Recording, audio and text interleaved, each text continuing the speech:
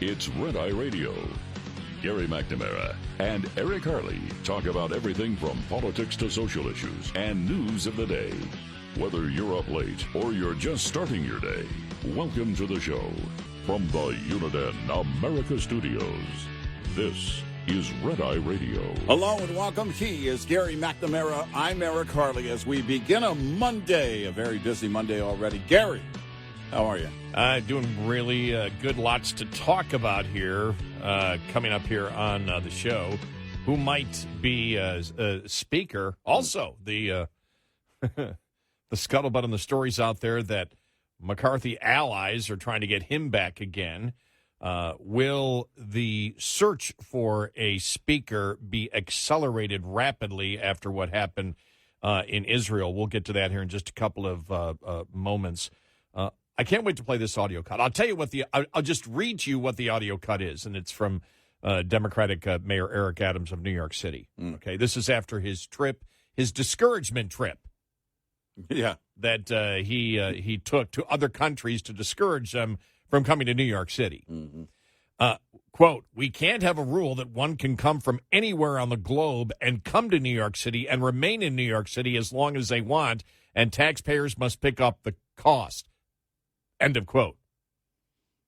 Yeah, you can, and you guys decided on it a long time ago. That's what sanctuary city policy is. That's exactly why. Unless you're speaking only to the local leaders, your party has control of this. They can change it now. Yeah, that is what your party has endorsed for a couple of decades now. Right. This isn't new. Well, we define a sanctuary city as a pretend place. It's like Oz. Right. It's a unicorn land. A sanctuary city is where we pretend that we will take anyone from anywhere until they actually wish to come here, and then we don't want them here. Isn't that xenophobia and racism, according to Democratic standards? The people of New York should know that they don't care. The local people in charge absolutely don't care. No. They have the power to change this now, but they're not going to change it. You know, it's the same BS as Biden on the border wall. You're building a wall. Don't say you're forced to build a wall. Oh, we don't like building a wall, but doggone it, we can't do anything about it, says the guy who always does something about it and punches right through the Constitution to get it done. But on this item, no, sorry, we can't do anything about it. That's exactly what this is. That's Mayor Adams and his situation in New York City. And got a lot of messaging in here saying, my God, with the Hamas attack that we'll get into here I want to make sure I use the correct vocabulary. The massive Hamas terrorist attack on Israel, which is just so horrific. And, the questions of where was, number one, Israeli intelligence, but number two, where was American intelligence here? That's one of the most closely watched places. Well, between Gaza and Israel and monitoring Iran. Remember, Hamas every year roughly gets $100 million from Iran. Mm-hmm. And we'll get into all in just a moment here. The should we be negotiating with Iran? Mm-hmm. No, as we have said for years, but got plenty of input. And I was telling you right before we went on the air, look, the people that are writing to us and saying, my God, what happened there? And we've got basically open borders where anybody can come across and terrorists can come across, and we can't stop them from doing it. Are there sleeper cells in the United States? It's the first thing I thought of. Totally legit question to ask. If Israel is caught off guard by Hamas, think about that. If Israel is caught off guard by Hamas, look at our porous border. Look at the chaos on the border. Look what border Patrol agents have been telling us for a while about who's crossing the border. It's the first. How could it not be one of your first thoughts? An idiot of the week. Idiot of the day. Because or maybe the hour. It it's moves early. very quickly. It has to be Secretary of State Blinken yesterday on Meet the Press. Listen to this. I mean, the liberals are asking the question. Yeah, liberal media is asking the question that everybody is wondering. What do you say about the argument that money is fungible? So Iran may have known this money is coming and used other funds to help fund this attack that happened. Iran has unfortunately always used and focused its funds on supporting terrorism, on supporting groups like Hamas, and it's done that when there have been sanctions. It's done that when there haven't been sanctions. And so we're okay with them having the money. Why not just give them all the money? In fact, we're thinking about giving them another loan on top of the money. They're going to use the money no matter what. So we might as well give it to them. Look, let's give them a lot more. Look, we know that the kidnappers are going to kidnap whether we pay the ransom or not. Mm-hmm. But we pay the ransom. Mm-hmm. Yeah. And so there's no difference whether you pay the ransom or whether you don't pay the ransom or whether you're tough or whether you're not tough, that it doesn't matter. They're going to do whatever they want. We in the Western world are completely helpless, can't do anything, so we might as well try to be their friends. Yeah. Right. Idiots. Idiots are running this country. Absolute idiots are running this country. No, they are morons to the bone. They are morons to the bone. This is it doesn't get any more thoughtless than this. No. I can't believe he said that. Well, they're going to do it anyway, so might as well give them the money. Might as well give them the money. It's I sent my wallet along with it. Was there any other message that he was giving there? No. I was like, my God. No. It's like now they just he wasn't even trying to spin. Now they decide to be honest. Right. Right. I mean, it's crazy. It's absolutely crazy. You know, aside from the Americans in Israel, Americans on American soil are in danger as a result of this. We said it when it happened, and it's playing out right now.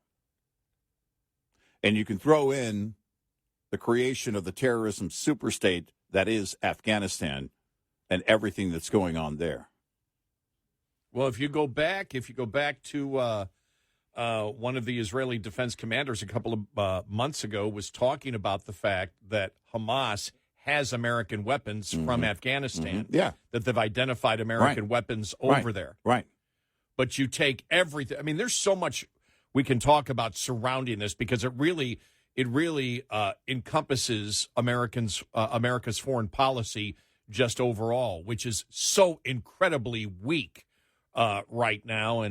And one of the questions or one of the thoughts that was put out yesterday by many people, and we'll get to the specifics here throughout the show, is, we absolutely support Israel. And the question from many Israel supporters are, will the language be the same 2 weeks from now? Mm-hmm. Or will it be, okay, Israel, you've done enough. Now we need to have a ceasefire. You notice the Democrats had said yesterday, whether it was AOC or Tlaib, whatever, the squad, we need a ceasefire right now. Mm-hmm. Well, what you're saying is that Israel needs to accept a terrorist attack. Right. These people and do nothing about it. These people are absolutely reprehensible. They really, really are. Yeah. And as John Nolte pointed out on Breitbart, they're celebrating. You saw, the Democratic Socialists around the country in the United States cheering the slaughter of civilians. Remember, this is not an attack on military installations. No. This was a pure attack to kill as many civilians as possible and brutalize civilians. As I said, when I woke up the other day and saw some of the video a lot of the video on Twitter, I don't know if they kept all of it on or not, but I mean, it was absolutely some of the most horrific thing. Well, when people said, well, it reminds you of the Holocaust, I understand why they said that. Right. No, this is an all-out attack, and it really makes you wonder what happened to Intel. Where's global intel on this? How in the world did Israel and the U.S. miss it, and how did and all of our allies who have a direct interest? Right. How did that happen? Everybody missed this. They were talking about, I'll find it here, I forgot who wrote it over the weekend, saying, the way they probably got away with it was the fact that only a few people knew. Mm-hmm. And even, the Hamas terrorists didn't know what the mission was until they were sent on the mission. That was how the you do tactic it. on 9/11. Right. But you sit there and you look at it, and it's like, okay, what about the money transfers? I mean, the fact is, the question is, all right, I'll put it in the form of a question, not a fact, because I don't know for sure. But when you are completely obsessed with negotiating and giving your enemies a sweet deal on a consistent basis, when you want your enemies to be your friends so much, the question is, are you actually keeping your eye on the truth of the matter and what they are actually trying to do to destroy you, when your whole goal is to appease them and bow down before them? That is a legitimate question to ask about this administration. Oh, yeah. And once again, the competence or lack thereof of the current president. Yeah. He's not capable as a commander-in-chief. And we don't know. I mean, for example, we know at least 4 Americans were killed. We know that they believe that some Americans were taken hostage here in this, in this particular situation. What we've talked about before. Yeah, go after Western targets. Go after Americans. Do whatever you need to do, because this administration has shown we will appease our enemies on a number of fronts. We'll lie to the American public about Afghanistan. We'll pull out. We'll say our generals said one thing when the generals said the other thing. 13 American soldiers get killed. No real big deal. Complete incompetence there that sent the message to the world, we're not serious at all. And then Biden doesn't want to answer questions about it and literally turns his back multiple times on the U.S. and our allies, literally. In the days after that. There's so many things, and we'll continue the talk here, because I just realized we're getting close. I've got I could talk for the next 5 hours on this. But it's not pleasant, and it's not pleasant, the policies of the United States right now. But, these things happen. I don't know how much Americans really care about it or understand it or actually are fearful of what has happened here and the message that it is sent out. Yeah, I would question how many people are paying attention and how big this is, know exactly what's happened. This isn't a normal attack on Israel. This is not going to be a typical war between Israel and Hamas. No, it's not. This is all new ground here. And the way that Israel typically behaves, it may literally be scorched earth. 866-90-RED-EYE. This report is brought to you by Shell Rotella. With advanced synthetic technology, is designed to help keep your rig running with more mileage and less maintenance. This preventative maintenance tip is brought to you by Hot Shot Secret, the country's #1 fastest growing oil and additive company. If you've been driving a diesel any length of time, you know diesel fuel quality can be an issue. There are U.S. standards that diesel fuel is supposed to meet, like cetane number, lubricity, aka wear protection, deposit control. But oftentimes the fuel at the pump falls short. Let's highlight diesel fuel's cetane number. In most states, the minimum a cetane number can be is 40. Through years of testing, Hot Shot Secret has found the average cetane number across the nation is between 42 to 45. And most modern engines are built and tuned to operate best with a cetane number closer to 50. This is why a premium additive is needed to keep cetane numbers up, to keep the engine operating at its best while helping with fuel economy and DPF regeneration cycles. Add Hot Shots Secret Everyday Diesel Treatment, a 6-in-1 fuel booster at every fill-up to keep cetane numbers in a premium range while also protecting your fuel system. Learn more about the science behind diesel fuel and Hot Shots Secret's Everyday Diesel Treatment at hotshotsecret.com. Get in touch with Red Eye Radio, toll free at 866-90-RED-EYE.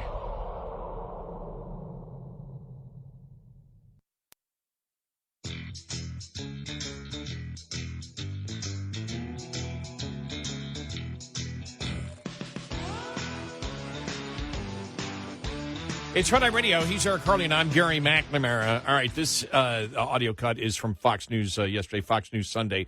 Deputy National Security Advisor John Feiner on, and this question was asked to him. But the Wall Street Journal editorial board, when news of that unfreezing came, said this: what stands out in this deal is a $6 billion ransom. They refer to the Secretary of State. They say, though Mr. Blinken says it will only be available for humanitarian trade like food and medicine, the reality is that the waiver now frees up funds for Iran's nuclear program, terrorism, and proxy wars. Your response? Look, we've been quite clear that we just have a fundamentally different view of this situation, and that we believe those criticisms are not well-founded and frankly inaccurate. Any implication that money that has not yet been spent, not a single dollar of that money has yet been spent, it had any role in the attacks. That's not the question she asked. That's not what she asked, and you know it. Yep. Anybody who's following along understands and has since the beginning of all this. You know how it works. Yeah. You can use that other money for humanitarian purposes, which means it frees up money that you've got otherwise to do whatever you want, including try and wipe Israel off the map. And the other point that's been brought up is the fact that the Biden administration has not been going after Iran for their oil sales. Right. They've not been enforcing. Right. And that's where a ton of money is also coming in, as that was brought up. And that question I have not seen asked to officials yet, but it's something that has been noted by many out there saying, well, you know something, remember, when the sanctions were going on, Iran was really hurting with Trump. Yeah. Really hurting. Right. And when Biden came back in, they're not really enforcing the oil embargo. Right. And so that has enriched them with hundreds of millions of dollars, possibly billions of dollars worth of cash. Look, we know it. If you're a Democrat, it doesn't matter whether you're a Democrat or Republican, liberal or conservative, you know about Islamic radicalism. Mm-hmm. And you understand Iran, and you understand Hamas and Hezbollah and what their goals are. And I go back to the 9/11 Commission, and this is where we in America are a bunch of idiots, because it was clear what was the major problem there. They were at war with us. We were not at war with them. And the same thing holds today. No, we're too worried about hurting somebody's feelings. That was the official bipartisan analysis that was really never talked about. Mm-hmm. It was like intelligence. You're going to hear it now, intelligence. As we talked about on 9/11, we said about 9/11, well, if you've got the intelligence but don't do it, if you don't do anything, what does it matter? Right. We need better intelligence. And you would do what with that intelligence before 9/11? Because 9/11 Commission talked about we should have had preemptive attacks before 9/11 ever happened. That was bipartisan. Right. Democrat and Republican. That wasn't promoted by the media. No. But what came out of it was they're at war with us always. We decide, well, we don't wish to be at war. Right. Well, we're too busy appeasing.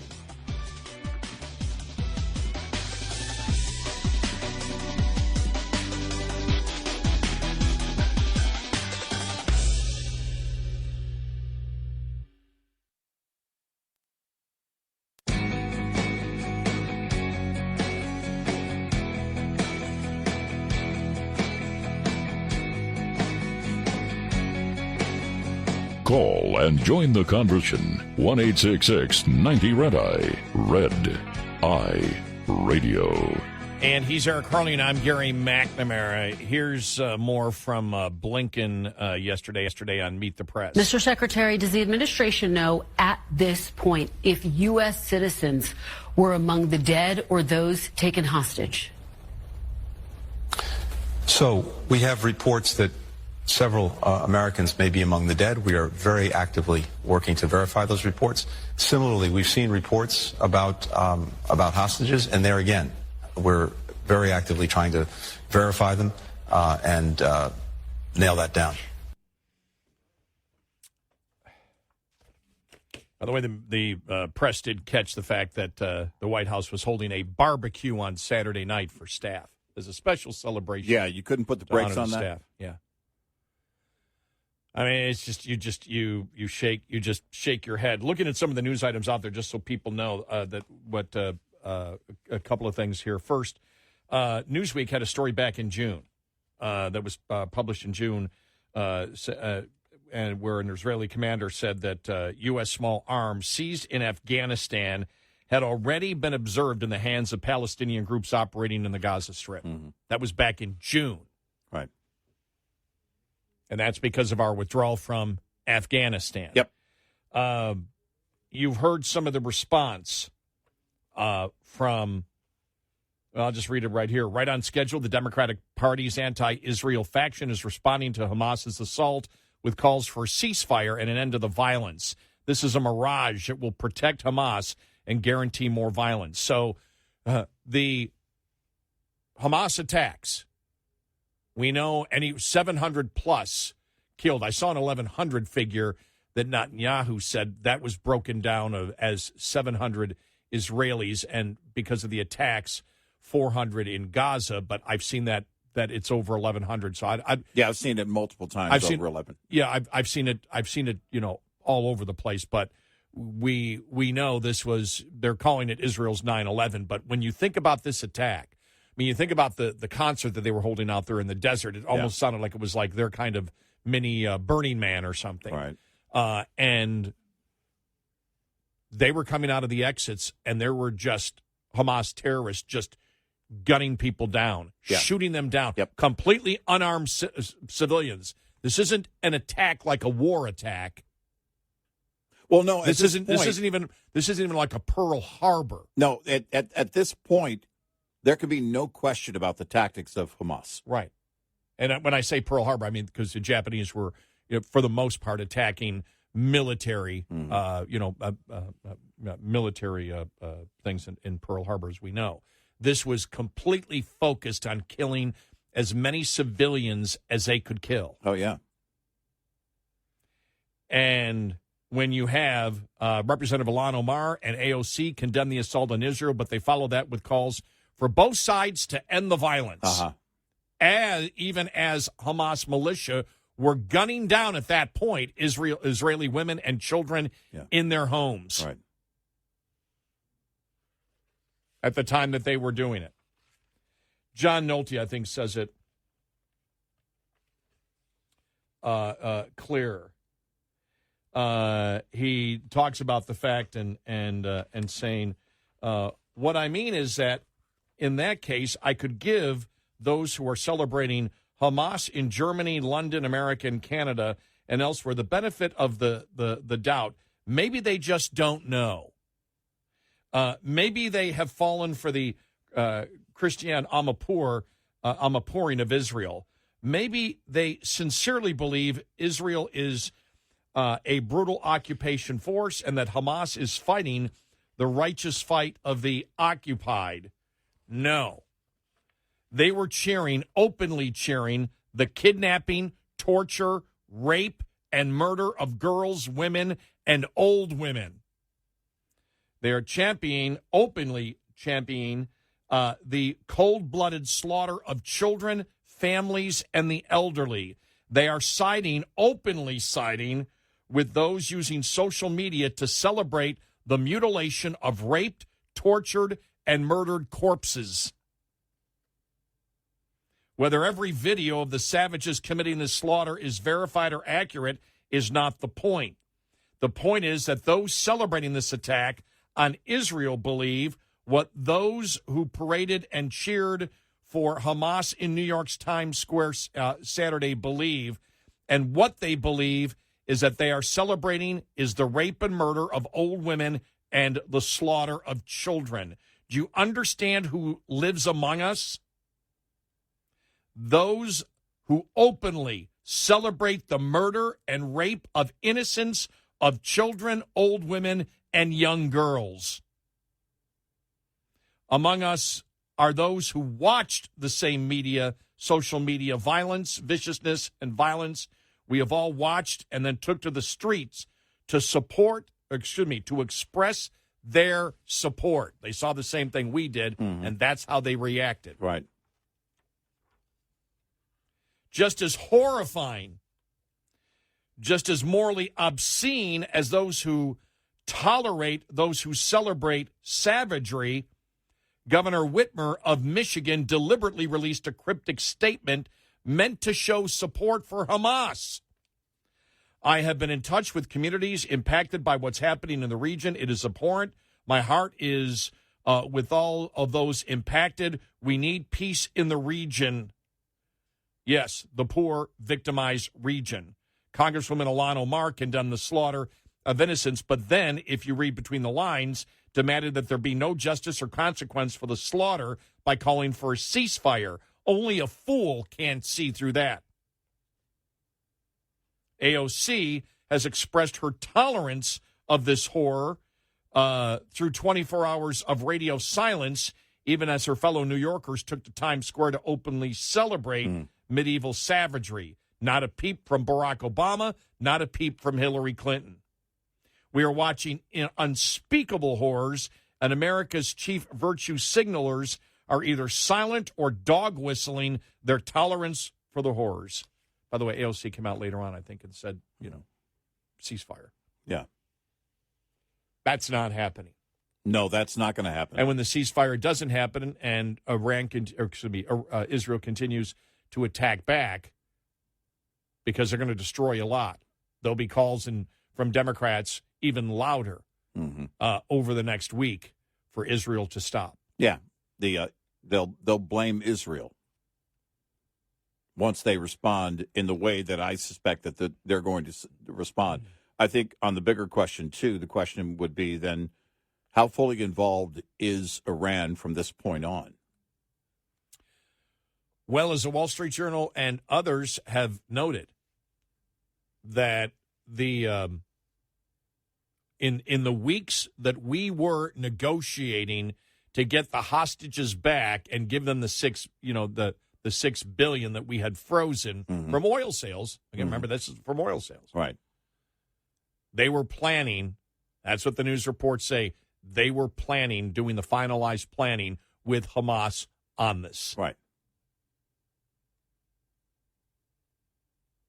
And both Hamas and Hezbollah have said that Iran was central, to the planning. Right. So, again, how committed is Iran here? Because they know that there's a response from Israel coming. And then what?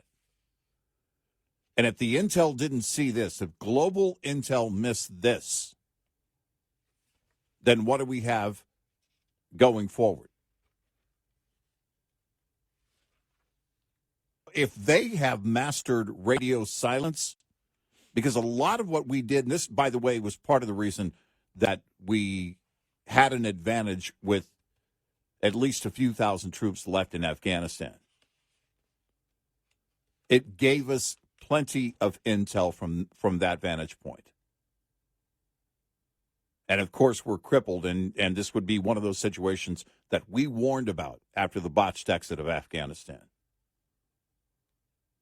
So if they've mastered radio silence, I'm just dying to know how in the world global intel picks up on the next move. Because they know there's no way that Israel does not respond.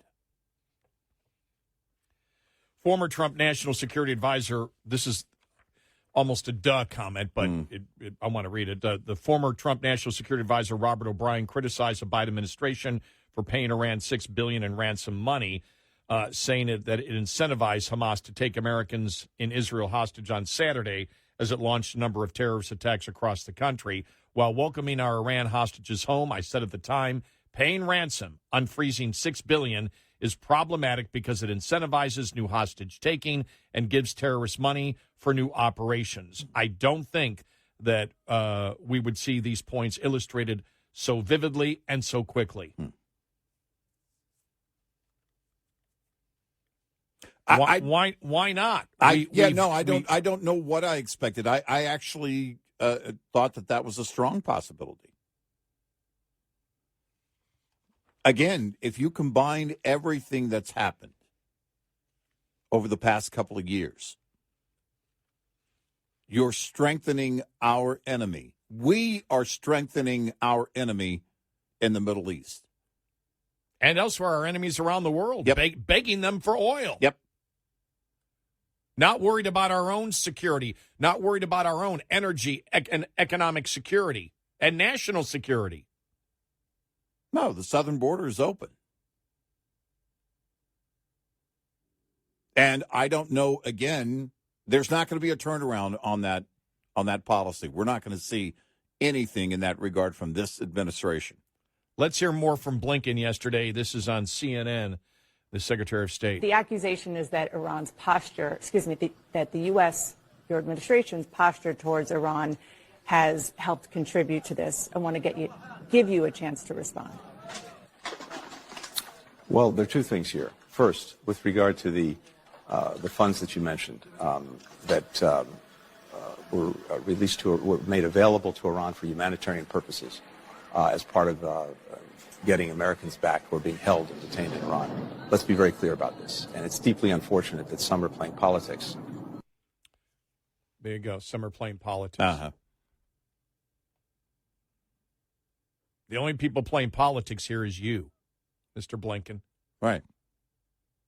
Well, anybody can see the picture. Yeah. It's right in front of you if you're willing to look.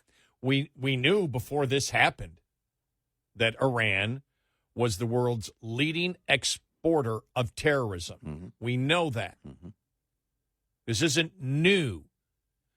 The Obama administration, the Biden administration appeased Iran continuously over and over and over again. Mm-hmm. And what we saw over the weekend is the only result of it. And so there is a legit concern knowing what they were doing on a pretty heavily secured border. Yeah. What they were actually still able to do.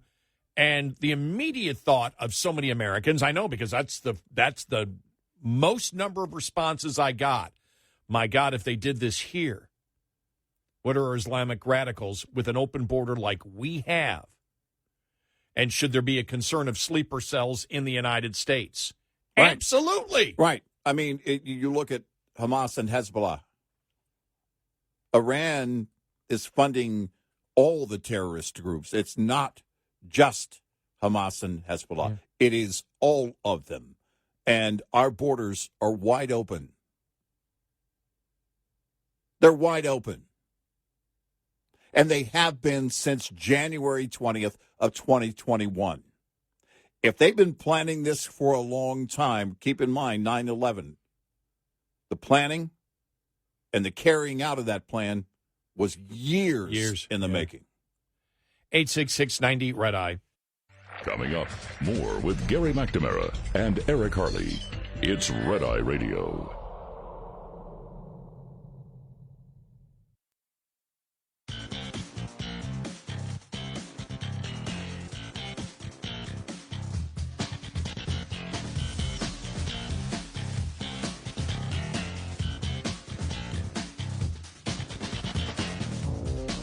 It's Red Eye Radio. He's Eric Harley, and I'm Gary McNamara. More coverage on the situation in Israel coming up. Plus, who will be Speaker? And I saw over the weekend that McCarthy allies trying to convince him to run again. And now the urgency that there is no Republican leader of the House that's there to comment on Israel right now. Right. And that might accelerate what is going on. So we will get to that. Man, Eric Adams on his tour. Oh, my gosh. For immigration, Pritzker. Yeah. Talking about the fact, well, it's going to get cold and, you don't want to be in Chicago or New York. It's getting cold. Yeah. Go somewhere else where it's warm. I hear California is nice this time of the year. San Francisco has openings. That's what I hear. I can't believe they're actually handing out pamphlets for San Francisco. Yeah. And we were actually joking about that for a couple of days.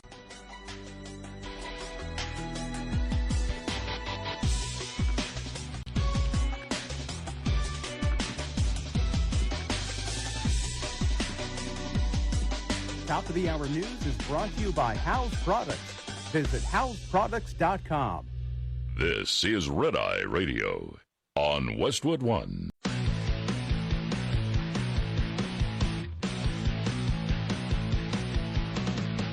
Now, it's Red Eye Radio.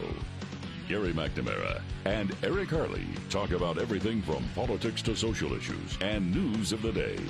Whether you're up late or you're just starting your day, welcome to the show. From the Uniden America Studios, this is Red Eye Radio. All across America and around the world, 866-90 Red Eye. He is Eric Harley, and I'm Gary McNamara. I just, read so much, as I'm sure a lot of people did over the weekend, about, what the terrorist attack the Hamas terrorist attack in Israel, and you couldn't avoid it if you were on X, formerly known as Twitter. Mm-hmm. I mean, the scenes were just horrendous. I wonder if Twitter ended up blocking some of those. I didn't see anybody claiming they did. I didn't see where they did. Yeah, I mean, there was just, some brutal, absolutely brutal scenes there. I think the Wall Street Journal and their lead editorial, I want to read a couple of paragraphs, really sums it up. The scenes of Israeli civilians gunned down in the streets, children and grandmothers taken hostage, and Palestinians cheering it all are awful to behold. But behold, the world must, because Saturday's assault from Gaza shows the reality of the global disorder that is expanding by the month. Israel is on the front line, but all of the democratic world is a target. The scale and initial success of the attacks punctured many illusions. One is that Israel is secure in its rough neighborhood. The Jewish state may have technological superiority, but it is still threatened by enemies north, south, and east. As the weekend evolved, it became clear this was no simple terrorist attack. It was part of what Hamas and its allies hope is an extended war against Israel on Israeli soil. It is supported by Iran and Hezbollah in Lebanon that could unleash a second front in Israel's north. The surprise assault was clearly in the planning for months and was timed for the 50th anniversary of the Yom Kippur War of 1973. It took Israeli troops hours to reach some of the towns overrun by armed Palestinian militants, suggests that even Israelis underestimated the threat. There will be a reckoning about the intelligence failure once this crisis has passed. Another myth busted is that Palestinians will live in peace with Israel if they get a state of their own. Not as long as Hamas and the Islamic Jihad can terrorize and dominate Palestinians. Israel ceded Gaza to the Palestinians in 2005, but Hamas took over in 2007 and assassinates anyone in the territory who challenges its goal of expelling the Jews from all of Israel. And please, no more condemnation of Israel's blockade or occupation. Israel has been allowing 17,000 people from Gaza to work in Israel each day and would like to allow more. Western critics of Israel don't live in range of Hamas or Hezbollah rockets supplied by Iran. They don't have to fear that their grandparents may be dragged from their homes and imprisoned in a Hamas basement to be traded if they aren't murdered. No Israeli government can afford to cede control of more territory that could become a launching pad for Hamas attacks. Israel faces some difficult choices in the days ahead. A return to the status quo before Saturday's assault would seem to be intolerable. Hamas would be able to rearm, rebuild its tunnels, and wait to attack again. But an Israeli invasion of Gaza and reinstatement of Israeli control would be costly if lives and risk that Hezbollah would open up a second front in Lebanon. Iran-backed Hezbollah has been stockpiling tens of thousands of missiles. A new buffer zone of several miles between Gaza and Israel is another mooted opinion. The response is Israel's to make, but it deserves Western support. My administration's support for Israel's security is rock solid and unwavering, President Biden said on Saturday, and we're glad to hear it, but the temptation at the White House will be to give Israel a week or so to respond with a free hand and then lean on the Netanyahu government to stand down. We all know that's coming, don't we? Yeah. That is always a U.S. pattern. It should not be this time. If a wider war breaks out, the U.S. will have to provide Israel with arms and diplomatic support necessary to destroy Hamas and the military capacity of Hezbollah. The assault also underscores the continuing problem of Iran. The government in Tehran cheered on the attacks, and it has provided rockets, weapons for Hamas. It may have been encouraged, the timing as well, hoping the war will block any near-term chance of reapproachment between Israel and Saudi Arabia. The Biden administration's failure to enforce oil sanctions against Iran, as well as its payment of $6 billion for U.S. hostages, looks even more misguided after this bloody weekend. The attacks on Israel, horrible as they are, at least provide some moral clarity about the stakes in the Middle East. One side seeks the destruction of Israel and the Jews. The other arms itself to protect its citizens and the state from destruction. The internal Israeli debates over its Supreme Court look trivial next to the threat to Israel's existence. The assault on America's closest Middle East ally is also a warning about how dangerous the world is becoming as U.S. power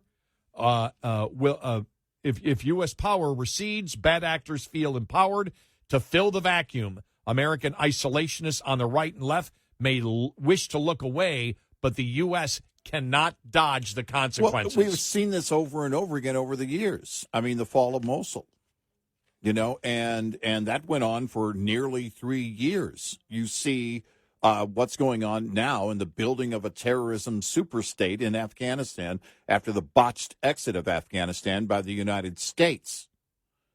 And it's mind-boggling how people either don't know, they don't want to pay attention to what's going on, they put their heads in the sand, or that for some reason they ignore the truth, or they just don't want to remember how our allies felt about that botched exit of Afghanistan. The world looked at us, and it was not laughing. It was quite the opposite. I remember in Parliament, where members of Parliament were talking about the fallen, their colleagues. I remember how this president turned his back, and by the way, did the same thing. He's not going to change. He's not capable of governing.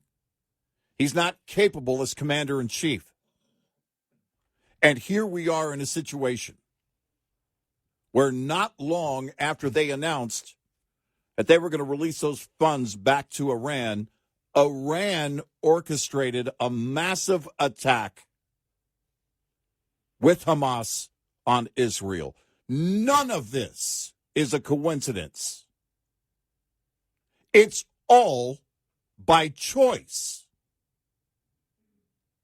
We allow people to get away with it. We allow this walking on eggshells approach because we're too damn afraid of insulting someone and hurting their feelings. It's also, for some reason, I mean, it's when you think about it, it's almost the ostrich putting their head in the sand. It's almost as if we refuse after 9/11 to recognize, even though that's why we talk about the 9/11 Commission that basically said, Islamic radicalism, which this is all a part of. Right. No matter what we think, they're at war with us, or they're going to be at war with us, whether we're at war with them or not. Right. And that's the same thing in Afghanistan when we pulled out. And Americans, for the most part, the majority wanted to pull out. And we were like, no, what you do is you keep that status quo of 2 to 5,000 troops. You keep the airport and you keep the military bases that you have there, so you have a jumping off point. Right. That's what you do. That's part of the reality of it. You also have an advantage point when it comes to intel for that entire region. And that was also talked about what's going on in Ukraine. One of the problems is Ukraine, and this was brought up yesterday, and we'll get to more of it, is the fact that the Biden administration didn't want Ukraine to do such incredible damage onto Russia where Russia would back off early. And so the wishy-washiness of supplying them what they needed, and then it gets to the point after, what is it now, a year and a half, where Americans say, okay, enough, let's get out. Yeah, right. We don't want a forever war. It looks like no side's winning, and that's because of the response that happened there, where Americans now are like, okay, get out. Republicans screaming, get out, get out, get out, get out. We have to confront Russia. Mm-hmm. I can't trust this administration to do it right, and I'm not saying how the administration has done it is right, but you have to confront Russia, China, North Korea, and Islamic radicalism worldwide. And Islamic radicalism isn't going away anytime in our lifetime. No, and the head of that snake, in terms of sovereign nations, is Iran. Is Iran. And there seems to be a refusal to admit that or recognize that even by the citizens of the United States. Right. And we say every 9/11, don't ever, always remember, we'll never forget. We forgot. Yeah, right. We forgot. We said it this past 9/11. The president couldn't even be bothered to be on site. Right. Never forget. Of course we forget. We forget by our actions. Well, I remember it happened. Well, it doesn't matter. Never forgetting means not only do you never forget, but you recognize who your enemy is and you prepare your country knowing that that enemy still is in existence and will attack you. And look, I didn't come up with the 9/11 Commission. I wasn't part of it. That was Democrats and Republicans together who said the problem is they're at war with us, we're not at war with them, and they don't care either way. Nope. And what do you hear from the current Secretary of State? Well, they're going to do what they're going to do. Right. That was his answer. They're going to do what they're going to do, and so we believe we're doing the right thing. It is You're what insane. It is. Insane. 866-90-RED-I. Brought to you by FPPF, Fuel Power Max. Leased owner-operators should be aware of 4 common revenue myths, lest you fall into the trap of mistaking revenue for profit. Myth 1, concentrate on increasing revenue because costs will take care of themselves. This is not true, as costs are fundamental to the profit equation and the area where owners exert the most control to improve. Myth 2, more revenue per mile is the answer to all problems. Though carrier pay packages differ in structure, revenue per mile really doesn't change much from company to company, but there can be a big difference in miles, overall gross revenue, reimbursements, and fees. Myth 3, all you have to do to be successful is run a lot of miles. In reality, revenue is only half of the profit equation. Costs are the other half. It's possible to generate a lot of revenue, yet spend $1.10 to make every dollar. Myth 4, you can tell how well you're doing by the size of your settlement check. The settlement check is only a part of the success picture. Miles driven, loads hauled, conditions, mechanical problems, time off, and especially costs all have to be considered. Brought to you by Shell Rotella. With advanced synthetic technology is designed to help keep your rig running with more mileage and less maintenance. Coming up, more with Gary McNamara and Eric Harley. It's Red Eye Radio.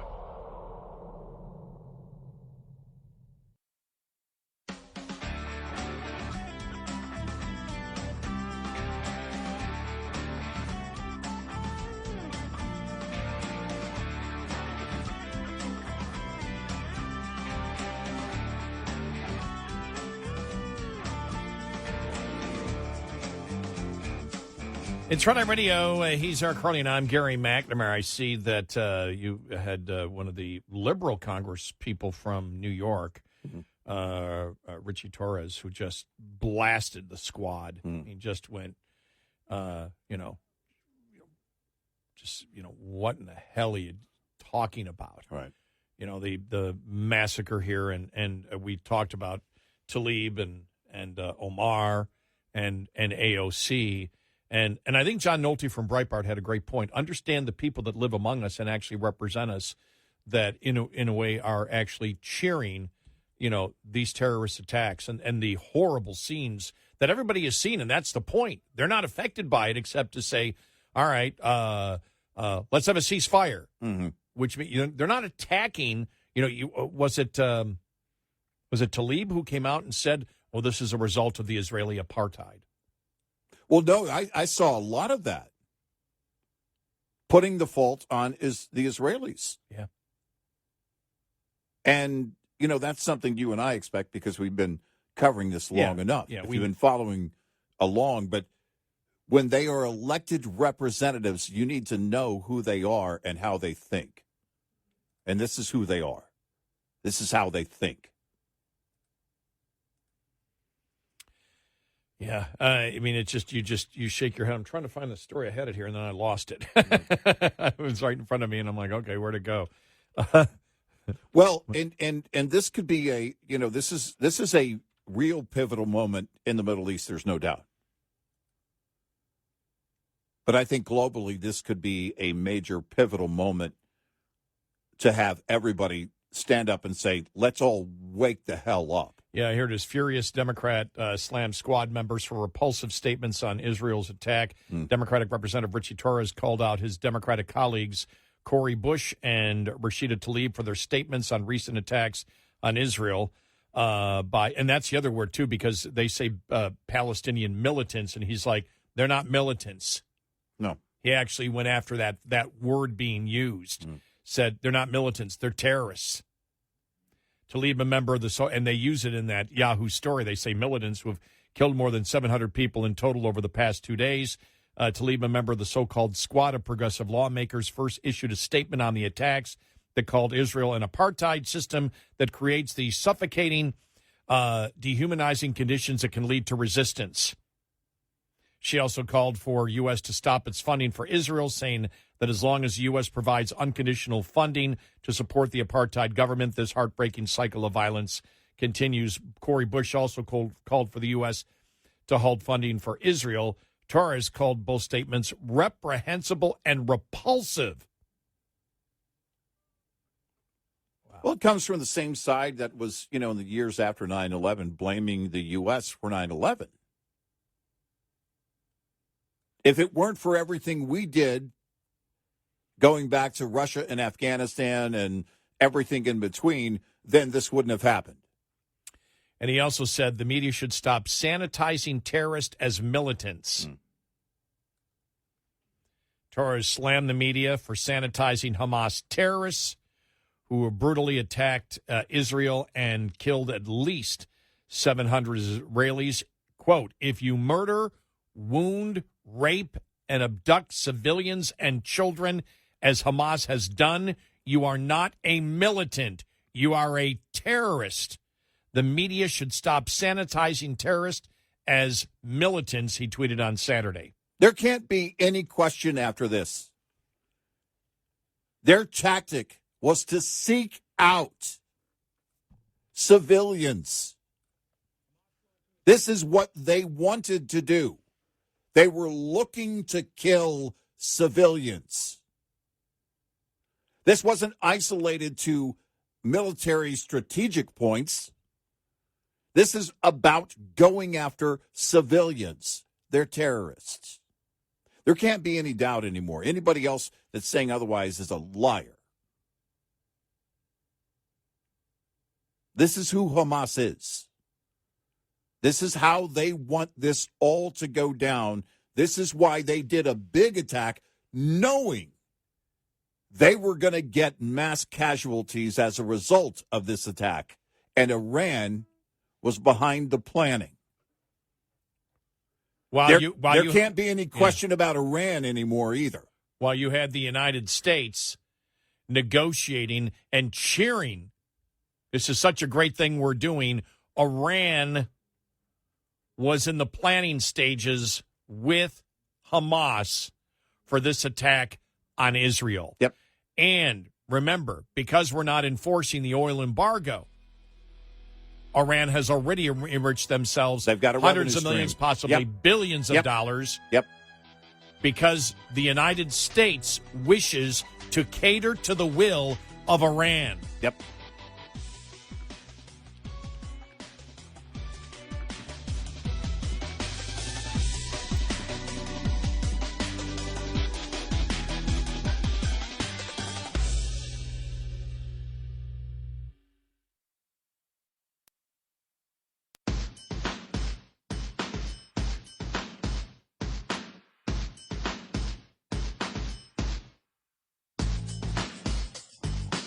You're listening to Red Eye Radio from the Uniden America Studios. It's Red Eye Radio. He is Eric Harley, and I'm Gary McNamara. I'm trying to find here. I just did a search now. I mean, after the terrorist attack in Israel, really, any coverage of anything else really sort of stopped. Yeah, right. For a while, and I was just looking at, because when we were here on Thursday night, Friday morning, we had the discussion on Biden saying that he had no choice on the border wall, that it was law and he must follow it. Uh-huh. And we said, well, that's not true. Now, maybe it might be in a couple of years if a court ordered him to do that, but no court ordered him to do that. Right. And if he is waiving environmental laws, then that is a choice by the administration not to fight for those environmental laws and take that to court. Yeah. Because they're not saying the court told us we need to, avoid that we need to repeal the laws, the environmental laws there. They decided to do it. Right. They decided to waive it. They don't need to do it. I didn't see any coverage of that over the weekend. Well, no, I mean, they were using the excuse that by law we have to use these appropriations for the intended purpose. But then on the other side of it, they were willing to set aside a couple of dozen at least, environmental laws and regulations. Okay, now I see Andrew McCarthy did write from the National Review. Biden is lying about the border wall. Mm-hmm. He goes, the left is in revolt over Biden's sudden conversion to border wall construction, so it won't.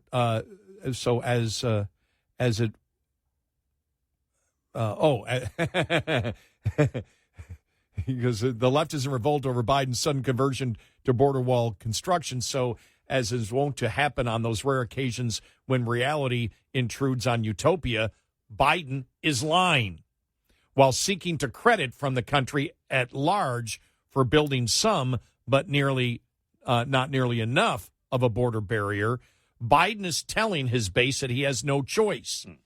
Quote, the money was appropriated for the border wall, he said at the White House on Thursday. He really, really, really tried to get Congress to redirect it, but those bad Republicans wouldn't hear of it.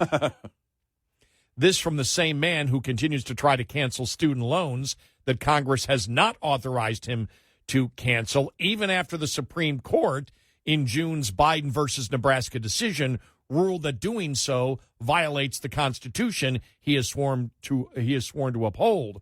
So now, pouts the president, there's nothing under the law other than to use the money for what it was appropriated for.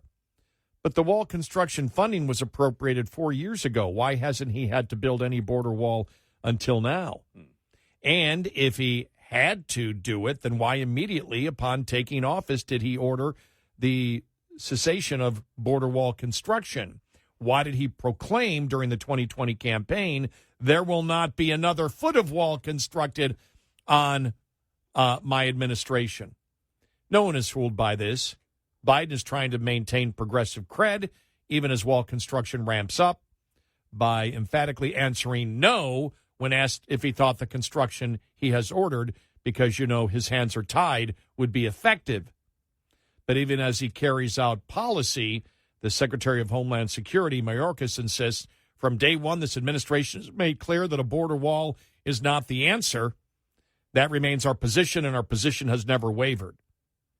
The livid left is not having it. AOC blasted the administration's cruel policy shift. Quote, this may be the best couple of lines Andrew McCarthy has ever written. The livid left is not having it. Fearless House Squad Leader AOC blasted the administration's cruel policy shift. Quote, the Biden administration was not required to expand construction of the border wall, and they certainly were not required to waive several environmental laws to expedite the building. Never before have I uttered this, but yes, AOC is right.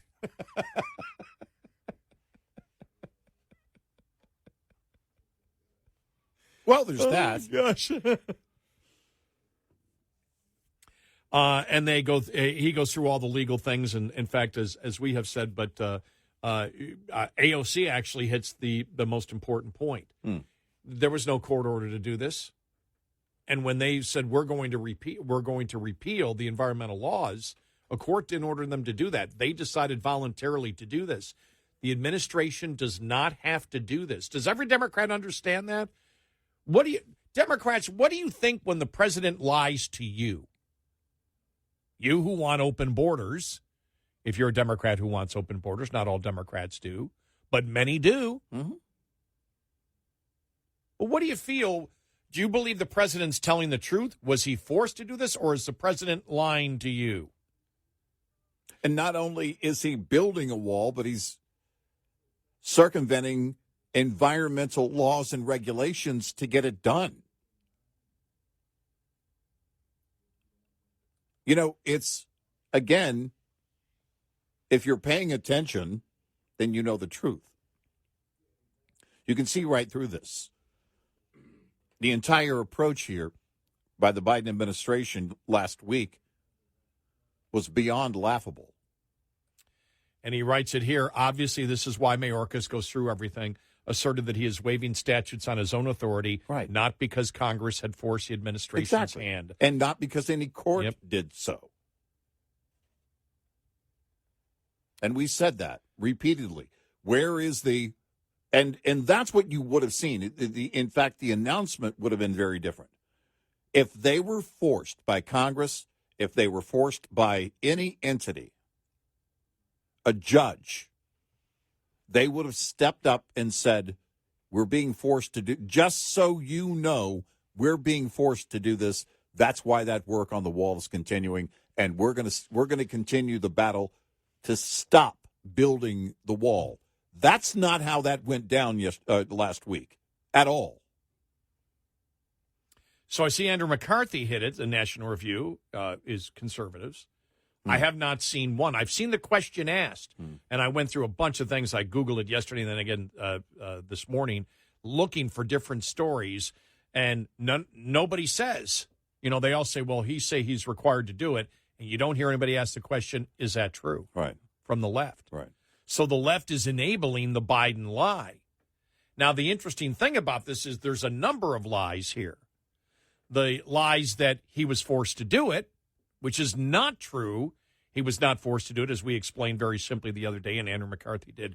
Here he goes into much more detail than we did on it, and goes through all the different ways for legislation, and stating that according to this particular legislation even, forget about the fact that, they waive the laws. In this type of legislation, he doesn't have to spend the money. Mm-hmm. If he doesn't spend the money, nothing happens.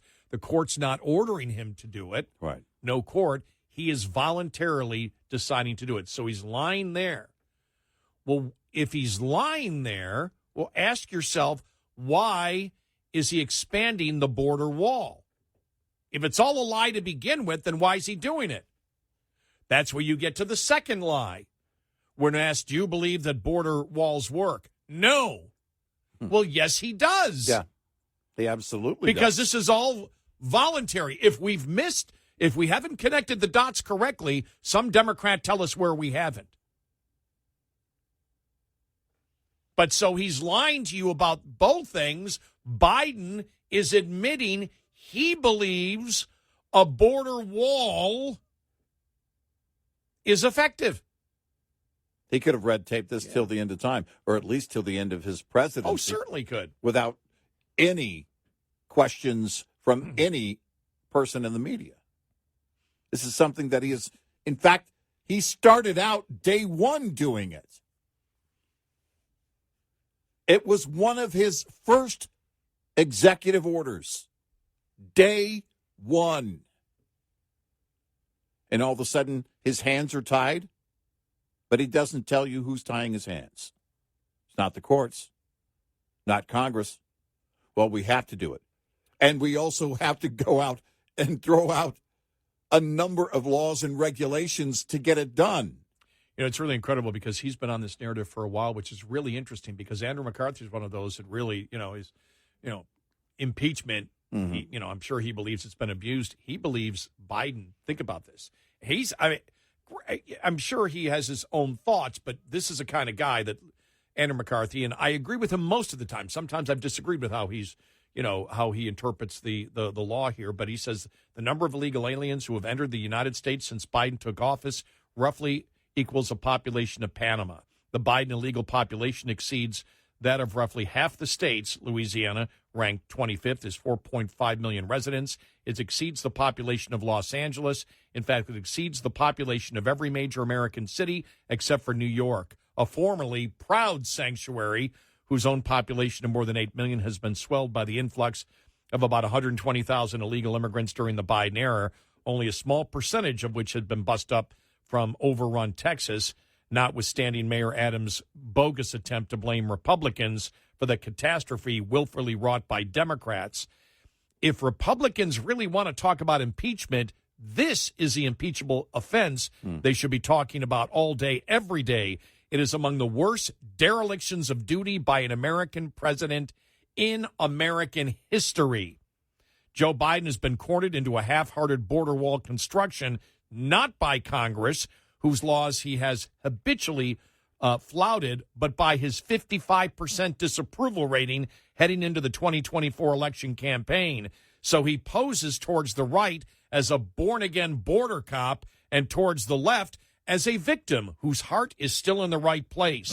And Biden being Biden, no one believes a word he says.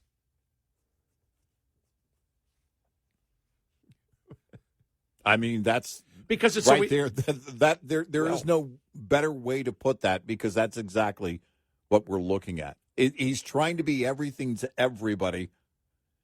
Because my guess is that the Rio Grande sector chief, I'm not sure who that is at the time, probably screaming to Mayorkas, "We're being overrun." That area where they're building this stretch of wall is the most active.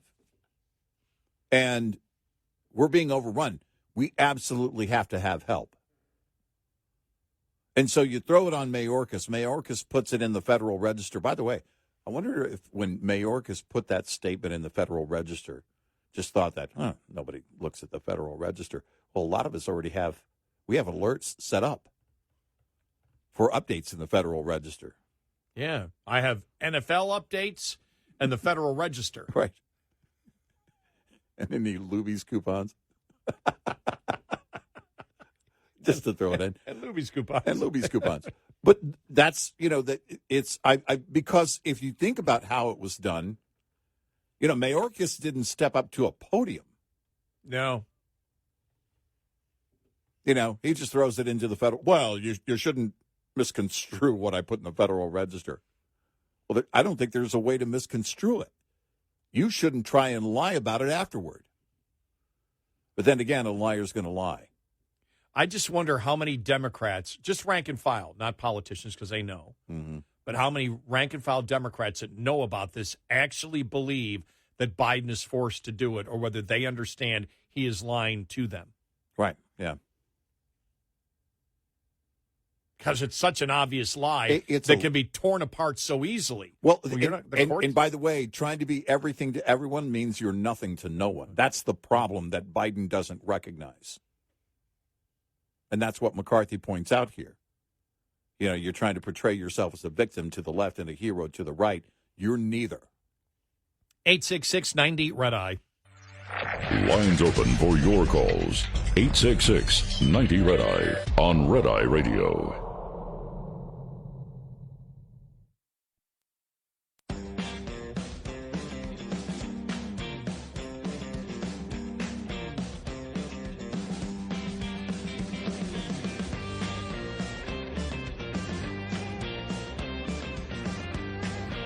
It's Red Eye Radio. He's Eric Harley, and I'm Gary McNamara. Coming up on the top of the hour, we'll have some of the Democratic mayors and governors talking about the border. I'm glad we cleared that up, and somebody at least, even though it was just Andrew McCarthy at National Review, said, look, Biden's lying, and we all know he's lying. Everybody knows he's lying. Right. Every Democrat knows he's not being forced to build that border wall. He's doing it because of his poll numbers, and he's doing it because it's insane what's going on at the border and what's going on in the major cities, major Democratic cities. So they won't admit it. The Democrats won't admit it, but most Democrats, if you're paying attention, you have to know what's happening here. Well, that's it. You saw last week when NBC News was putting the story out that the pressure's coming from Democrats, that the blue cities are being overrun, and they're screaming now. You know, I mean, Mayor Adams going to Mexico and Central America. That was never going to work, by the way. He was mocked while he was there, by the way.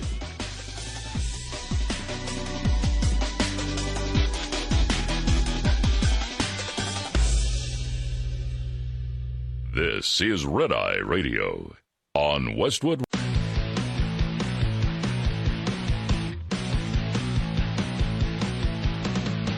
Now, it's Red Eye Radio.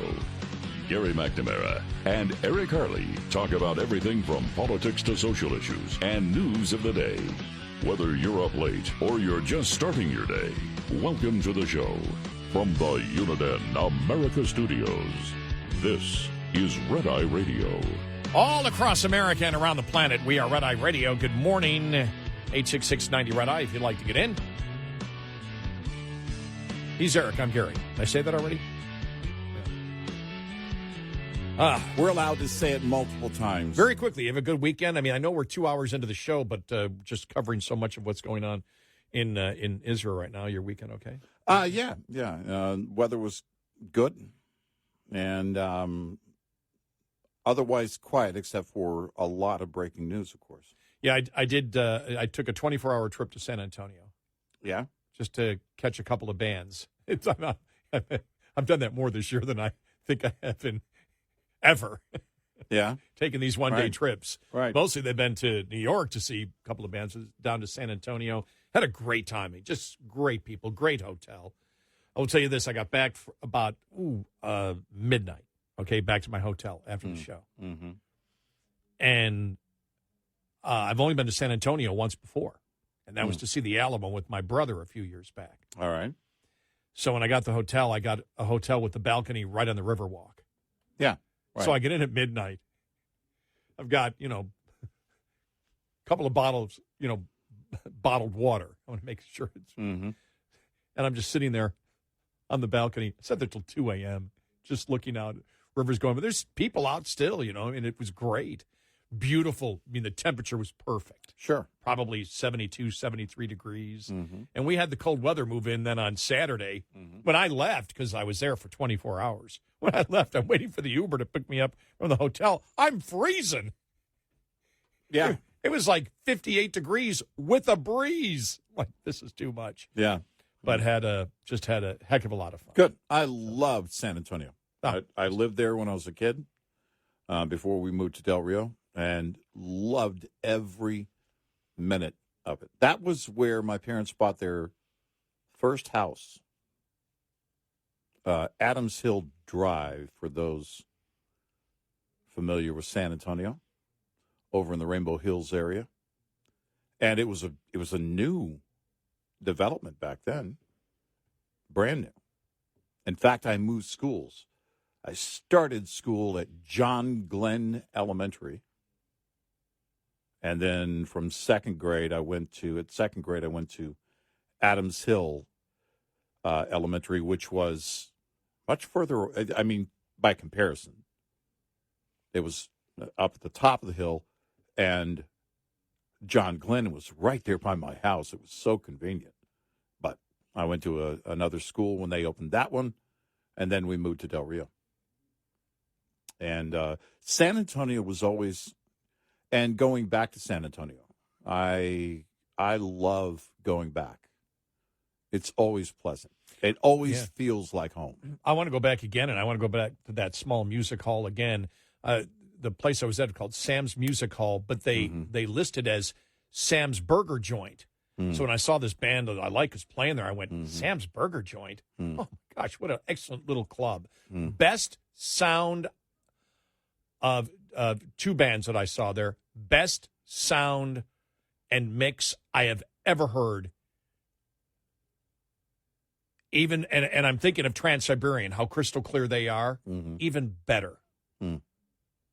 And I don't know what, but it was a perfect mix. They have their own house system there, and it was just great. Yeah. You know, it wasn't blasting. The sound was still, it was powerful enough, but the mix was just, you heard everything. It was like, wow, almost listening to the records. Yeah. If you sat there and went, okay, they're lip syncing, you might convince somebody.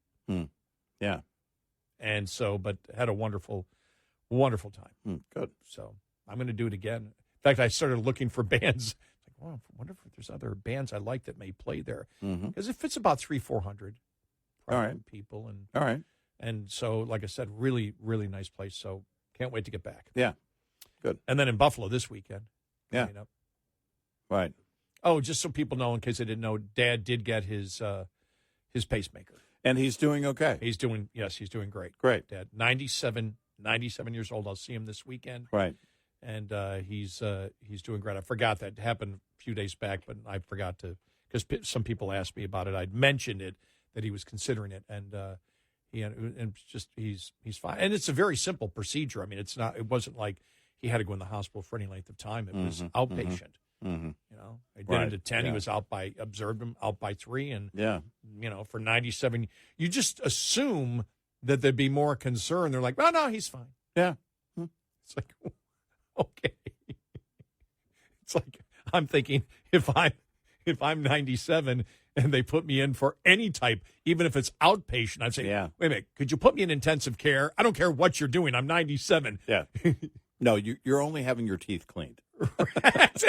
Right. If it's more than a teeth cleaning, put me in intensive care and monitor me for the next 3 days. Right. Yeah, my dad has taken his boat out with my sister, my brother-in-law, later this morning. They said, look, if you're off. I was like, well, I'm not, but thank you for, scheduling it on a Monday. No, they're going out to get some crappie. And, man, my dad is such a great fisherman. And then I'm going to most likely travel down to the Gulf of Mexico where the redfish are running. It's October, so they're running. And see if I can get some slot fish. I have already gotten my one tag fish, which is above 28 inches. I'm looking into a bonus tag, and if not, I can get as many as 3 within the slot, between 20 and 28 inches. And they're great fish to eat. Oh, my gosh, they're great. That's awesome. I'm going back to New York to see my dad a couple of days. My brother is flying back with me so we can golf for a couple of days next week. Yeah. So we just don't get a chance to get together, my brother and I. So it was like, he's like, well, let's do it. Let's do it. So why not? Get back, hang out for a little bit. But, sure. All in all, it was a great weekend, except the fact that, it's supposed to be 90 today. Yeah. It was, when I woke up Yeah, yesterday morning, 48. Yeah, 48 degrees. right. So it's a little difference in temperatures. Yeah, we'll settle into fall apparently here at the end by the end of the week again. So that'll be good. Hey, are the leaves changing in Western New York? I need to know because I'm up there. We want to take some drives. That's the reason that I go up this weekend. I do it every year. In that region, they had a cooler than normal summer period for a while. Yeah, they did. I mean, they had a couple of days. I think they hit like the 90s in September. It's like, where is that coming from? Right. Yeah. But no, I was amazed how, it was always 75, 76, 77. I don't know how that affects the fall colors, but this is the time right now, to go up. Remember last year here in Texas for some reason. Conditions were right. Remember that? And we had a great. You didn't even have to go out into the country to see it because I live in a neighborhood that's it's a very old neighborhood, and all the trees, 99.99% of the trees are mature trees, and you just had to drive around the neighborhood and see the fall colors. It was pretty awesome. That was the best fall colors I've seen in my 23 years here. Yeah, I'd say the same. And it was weird because it happens later. In fact, sometimes some of the best fall weather is between Thanksgiving and Christmas. I think it came earlier. It was like middle of November. It was a couple of weeks after where the real colors came last year. It was a little bit different. But that was great because I had two autumns. Yeah. It's like, wow, one back there for a couple of days and one here. Saturday, I had to get out my pole saw and go to work. I've got a tree that's about it's almost 50 years old. The original owner of the house planted the tree. Seedless mulberry, but man, the branches were getting too low over the street, so I got my pole saw and went to work. Shoved it in the back of my truck and hauled it off. And I'm thinking to myself, man, if I could just get all the leaves to fall now, I could get it out of the way. Well, it's not how it works. Well, I'm waiting to trim one of my small tree in the backyard, and it's like, too many leaves. It does happen with fruitless mulberry if the leaves freeze, if there's ice on the green leaves. This has happened to me 2 or 3 times. And then the next morning as the sun comes up, they all just drop. It has to be freezing rain, basically, is what it has to be. But they just all dropped to the ground. There wasn't one leaf left on my tree. That's happened a couple of times over the years. Now, it makes it easy because I don't have any other leaves to mess around with. So for the rest of the year, I'm done. Well, besides that, nothing happened over the weekend because neither of us need to talk about our football teams. Yeah. Yeah, neither of us. I don't really follow anyway, but yeah. Yeah, we don't need to broach that topic. Yeah. What's the record for the Bills? 3-2. All right. Cowboys are 4-2. Yeah, I didn't see any of the game. I don't even know what the Cowboys are. Yeah. All I know is I think they may be 3-2. Channel 8 said 4-2, I think. No, they only could be 3-2. Yeah, I'll double check. Yeah, because the season's not that old. Yeah, and it's not 6 weeks old. Have any of the teams had a bye week yet? No. No. Cleveland did.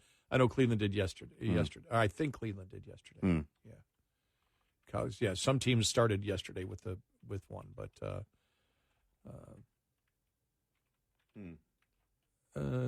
boy, Cowboys got killed. Yeah, 3-2. Yeah, 3-2, Then one of the local channels had it wrong. They said 4-2. Yeah. Maybe they were hoping after next week's game. Maybe. Yes. Maybe. It was funny because I can't really, even if I wanted to, I can't watch the rest of the year because all the games are later on. I haven't watched at night. I haven't watched. I just don't have any interest in anymore at all. I watched one game this year. Yeah, because it was on last week, I think it was. But yeah, all the games for me for now, for the rest of the year for the Bills, almost all of them are 4:00 games Eastern time. So Sunday I'm asleep. and then or night games because everybody, the NFL takes the teams that were good for the last couple of years, then eventually decides to give them primetime spots. Then they suck, and then they regret giving them the primetime spots. Right. Oh, I did see. I do have one football note. It was like Kaepernick may have two football choices. Saw that this past weekend. That the CFL now. It isn't that the CFL, the Canadian Football League, and Kaepernick are talking. It's just the BC Lions said if he decides to play in the Canadian Football League, we have first dibs on Kaepernick. Okay. That's what it was. It's not okay. They're not negotiating, apparently. All right. And then The Rock in the XFL, USFL, whatever, said they had talks with Kaepernick, but he doesn't think anything's going to happen. Yeah, right. Well, no. Kaepernick has been very clear. He wants to be rejected by the NFL, not the others.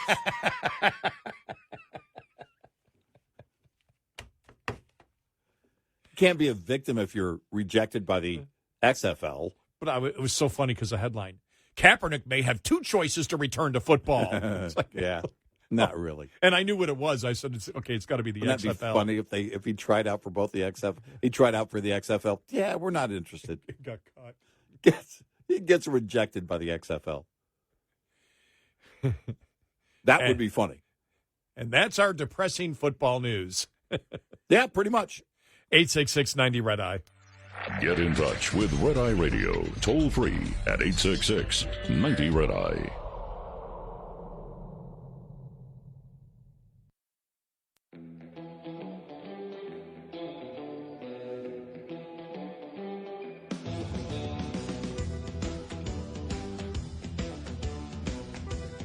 It's Red Eye Radio. He is Eric Harley, and I'm Gary McNamara. Good morning.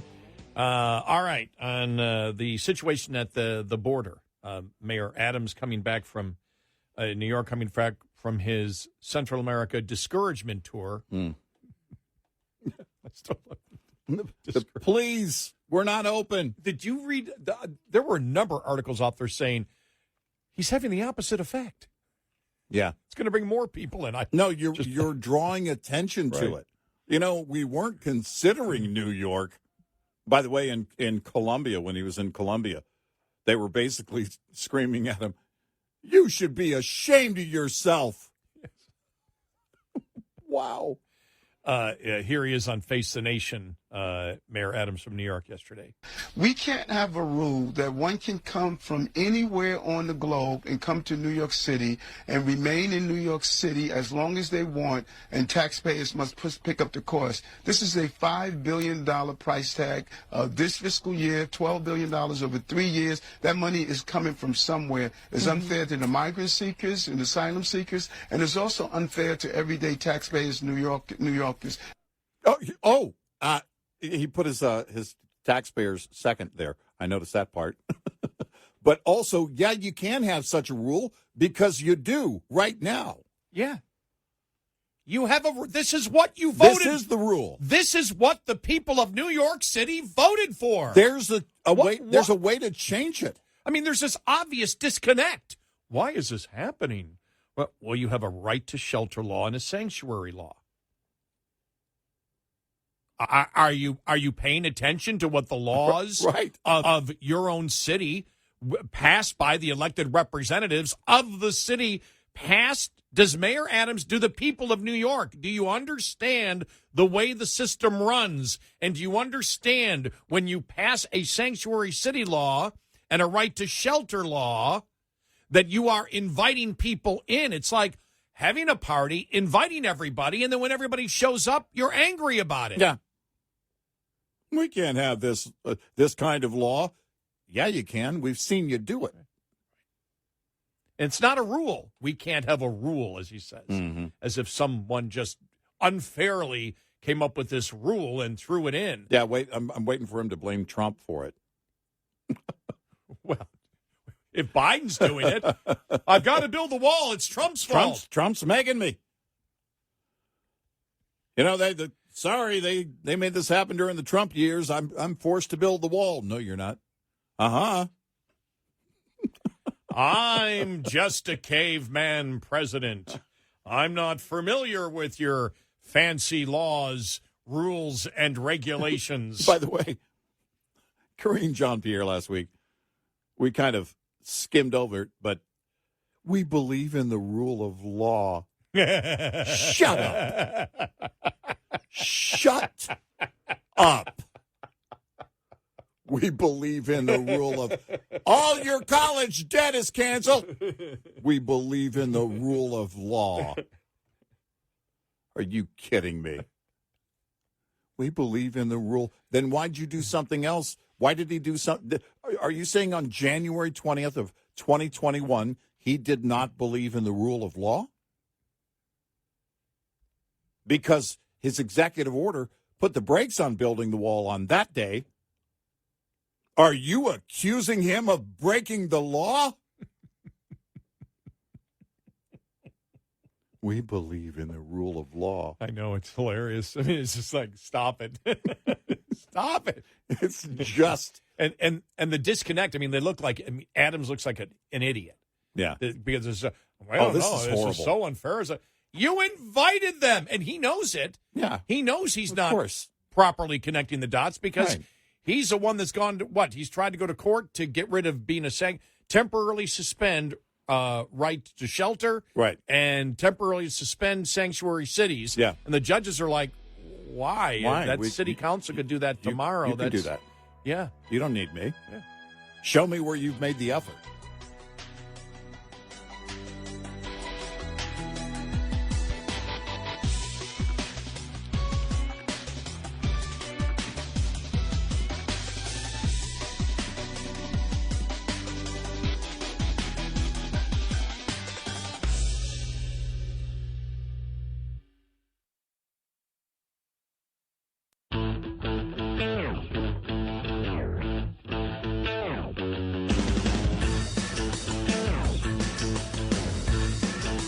You're a threat to democracy if you don't download our app, Red Eye Radio. And he is Eric Harley, and I'm Gary McNamara. All right, here we go. More from, this is Governor Pritzker of Illinois on the immigration crisis that is going on. Let me answer your question by saying that, we were very clear in our communication with the White House that what we need is logistical support, that is help deciding where these folks ought to go, because they can't all go to Chicago and New York and D.C. They need to go in places where there's even more help to offer. We, of course, are a welcoming state and have been caring for the people who've arrived, but we can't bear the burden only ourselves. Where do they go? So we communicate that. Well, let me also say that the White House has been told, we need resources. And you talk about the Congress being in chaos. The House of Representatives is opposed to any kind of comprehensive immigration reform. It seems like now is the moment to talk about border security and immigration reform. Wait a minute. All right, because that seems to be the narrative. And this is why the Republicans need to get it together and have a unified voice on this. Because you hear consistently the Democrats and people in the media saying, well, what we need is comprehensive immigration reform. Right. No, you need border security first. Yep. What's comprehensive immigration reform? We have an asylum system already. Look, they're talking in circles because they can't acknowledge the actual problem. Our border is being overrun as a result of the policy by this administration. Yes. It needs to be reversed. That's the entire equation from start to finish. A complete 180, which would include building the wall, not just that part of it, but the rest of it, and also reinforcing the border with more agents and more funding. They're not about to say that out loud, so they throw out the decades-old comprehensive immigration reform discussion. Right, without detailing how that would solve the problem right now. Exactly. And, she asked, well, what city can accommodate? Because that's the question now that everybody that's looking at this that has any ounce of critical thinking skills is saying to themselves, because for those in New York City, imagine a town of 33,000, Del Rio, Texas, where it's been going on and on and on and on and on, and this administration ramped it up to the degree where towns like Del Rio, Laredo, Eagle Pass, which got some attention thanks to Elon Musk, all of these towns, much smaller, almost no resources to accommodate this, and the left believes that they should just remember who was it? It was the D.C. mayor. She said, "Well, no, that's this is for Texas to handle, not us." No, every town's a border town. Every town deals with it eventually, and now the media is paying attention. The big lie is, as you hear here, is we need to have, their comprehensive immigration reform, and he at least said border security. Right. Because normally they don't say that. What you hear is we need comprehensive immigration reform. What is going on at the border right now has nothing to do, absolutely nothing to do with comprehensive immigration reform. No. Nothing. No. One is border security. The other one would be, all right, how do we allow legal immigrants into the country? They're two totally separate issues. Yep. Because the one main thing that needs to change on the rules or the rule breaking of this administration, and that is the allowance on asylum. Yes. That needs to be undone yesterday. Right. And that can be undone. Yep. And if there's a problem, the Republicans will support Democrats completely. If the Democrats want tighter border security and to instill that the rules and regulations are very, very, very tough for asylum into this country. Yep. That is using the standard that we have used traditionally. Right. And not the expansive one right now. Climate change. Well, that's an easy one to get into any country. Right. We're allowing climate refugees in. Well, your nation is more prosperous than mine. I mean, because of climate change. Exactly. You can go down the entire list. But the problem is that in order to reverse it, they would have to go back to Trump-era policy. They fought against the Trump-era policy. They fought to throw it all out. Oh, except building a wall. This is insanity. Right now, there is no reason for this to be going on. It is by choice. This is a choice that we make because everybody, you had enough people vote for Joe Biden. And we all saw him campaigning in 2020. If you were deported during the Trump years, come back. We want you here. We want you here. We want you here. Mayor Adams, we don't want you here. Governor Hochul, we really don't want you here. Yeah, and that's why, look, that's why we have said from the Democratic standard of what they did for Trump that it was xenophobic and racist. The border policy, they are now xenophobic and racist by their by the Democrat standard, by their own standard. Right. This is Pete Ducey last week. I want to play this audio with Karine Jean-Pierre. Here we go. Thank you. The governor of Illinois has written to President Biden to say the federal government's lack of intervention and coordination at the border has created an untenable situation for Illinois. Does anybody outside of the White House think the immigration policy is working? So here's what I can tell you. I just mentioned that the president requested $4 billion for supplemental funding to address what we're seeing at the border, right? And to manage what is happening currently at the southwest border more specifically. And Republicans continue to block us. Okay, what does that mean? because he's talking about Pritzker talking about what's going on at the border. The border security isn't there. Is Karine Jean-Pierre talking about that there's $4 billion in money that the administration wants for border security that the Republicans are refusing to sign? Because that was the question he was asking. Because he was talking about Pritzker talking about, and you see Pritzker's now bringing up, and he's the first Democrat really to loudly, say that, as he did on the Sunday morning news shows yesterday on Face the Nation, that also we need border security. And so that's what Ducey's referring to. She's saying, oh, well, we've asked for $4 billion and the Republicans are refusing. No, you're not asking for $4 billion for border security. No. You're asking for $4 billion to feed and clothe and shelter the migrants in the United States, which will encourage more to come over. It's not to stop the flow. It's not to stop the flow. No.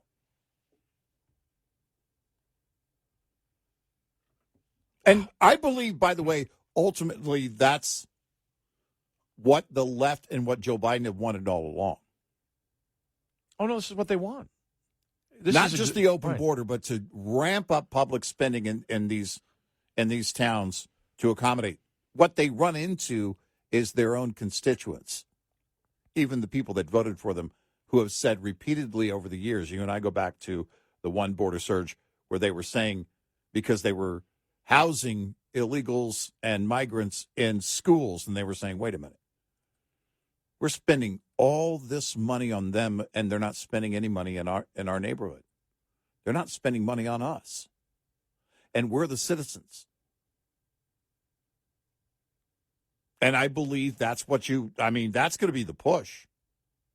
Public money to establish more housing for non-citizens. Because there's no way in the world they do a 180. That's not going to happen as long as Joe Biden is president. It just isn't going to happen. So that's the problem. Like everything else, they won't actually address what the problem is now. Right.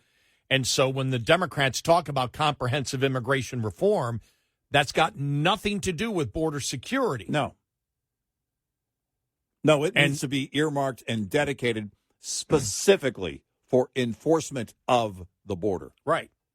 And it needs to be paired with reversing the rules on asylum. But that's not going to happen either.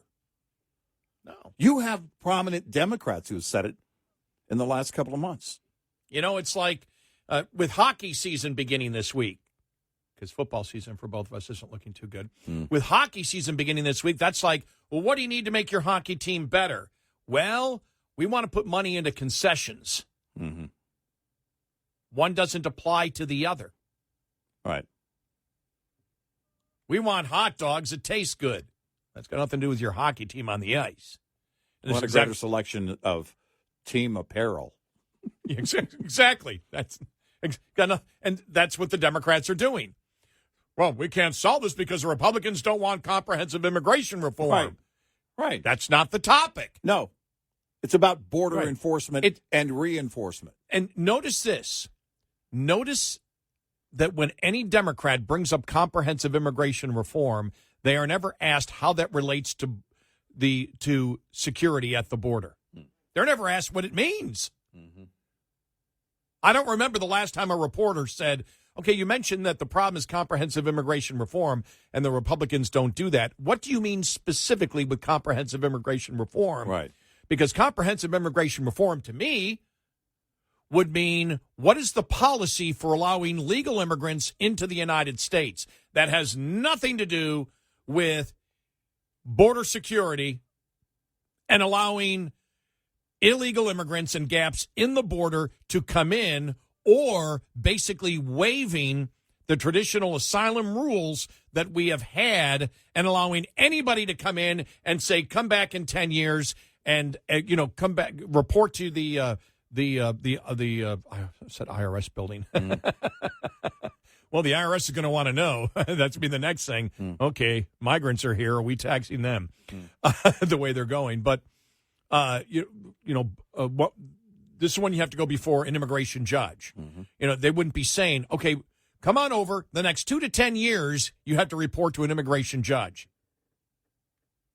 That's not a sane, border security situation. No. And that's what the problem is right now. It's got nothing to do with what decisions the American public or Congress makes involving legal immigration into this country. This is about border security. Yep. 866-90-RED-EYE. We'll be right back with more Red Eye Radio with Eric Harley and Gary McNamara.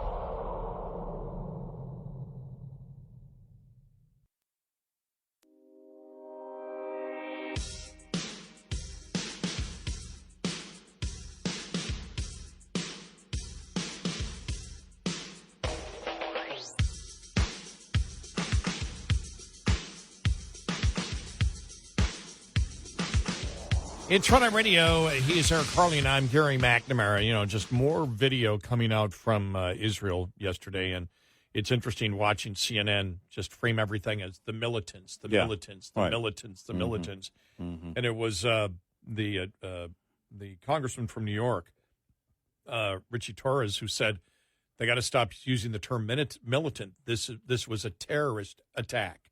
It was not militants. This isn't a military action. It was a terrorist attack that targeted civilians. Yep, they sought out civilians. In fact, it's evident that they sought out civilians in large groups. This was going to be their tactic, and Iran helped in the planning and execution of this attack. This is a terrorist attack, full stop. I'm just looking at more video from that the music festival that they held, and it's just brutal. I mean, it's just so much of the video is just absolutely brutal. This had nothing to do with, going after military assets. Right. And that's why I said earlier, this wasn't even Pearl Harbor, with sneak attack, but they went after, for the most part, military installations. As we know, this was purely targeted at civilians. Yep. This is like 9/11. Right. It was a target. We're going to target civilians. You could look at the Pentagon as a military target. Clearly, the World Trade Center was not. But this was fully to go after civilians, children, grandmothers, grandfathers. Yep. That was their goal. Yep. To purely terrorize by killing innocent civilians, massacring them.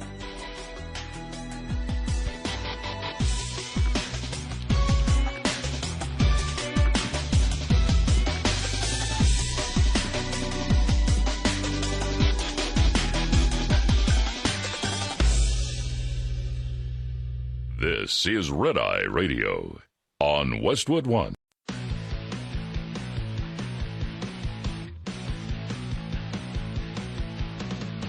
Now, it's Red Eye Radio.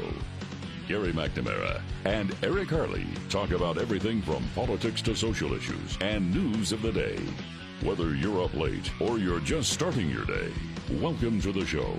From the Uniden America Studios, this is Red Eye Radio. All across America and around the world, good morning.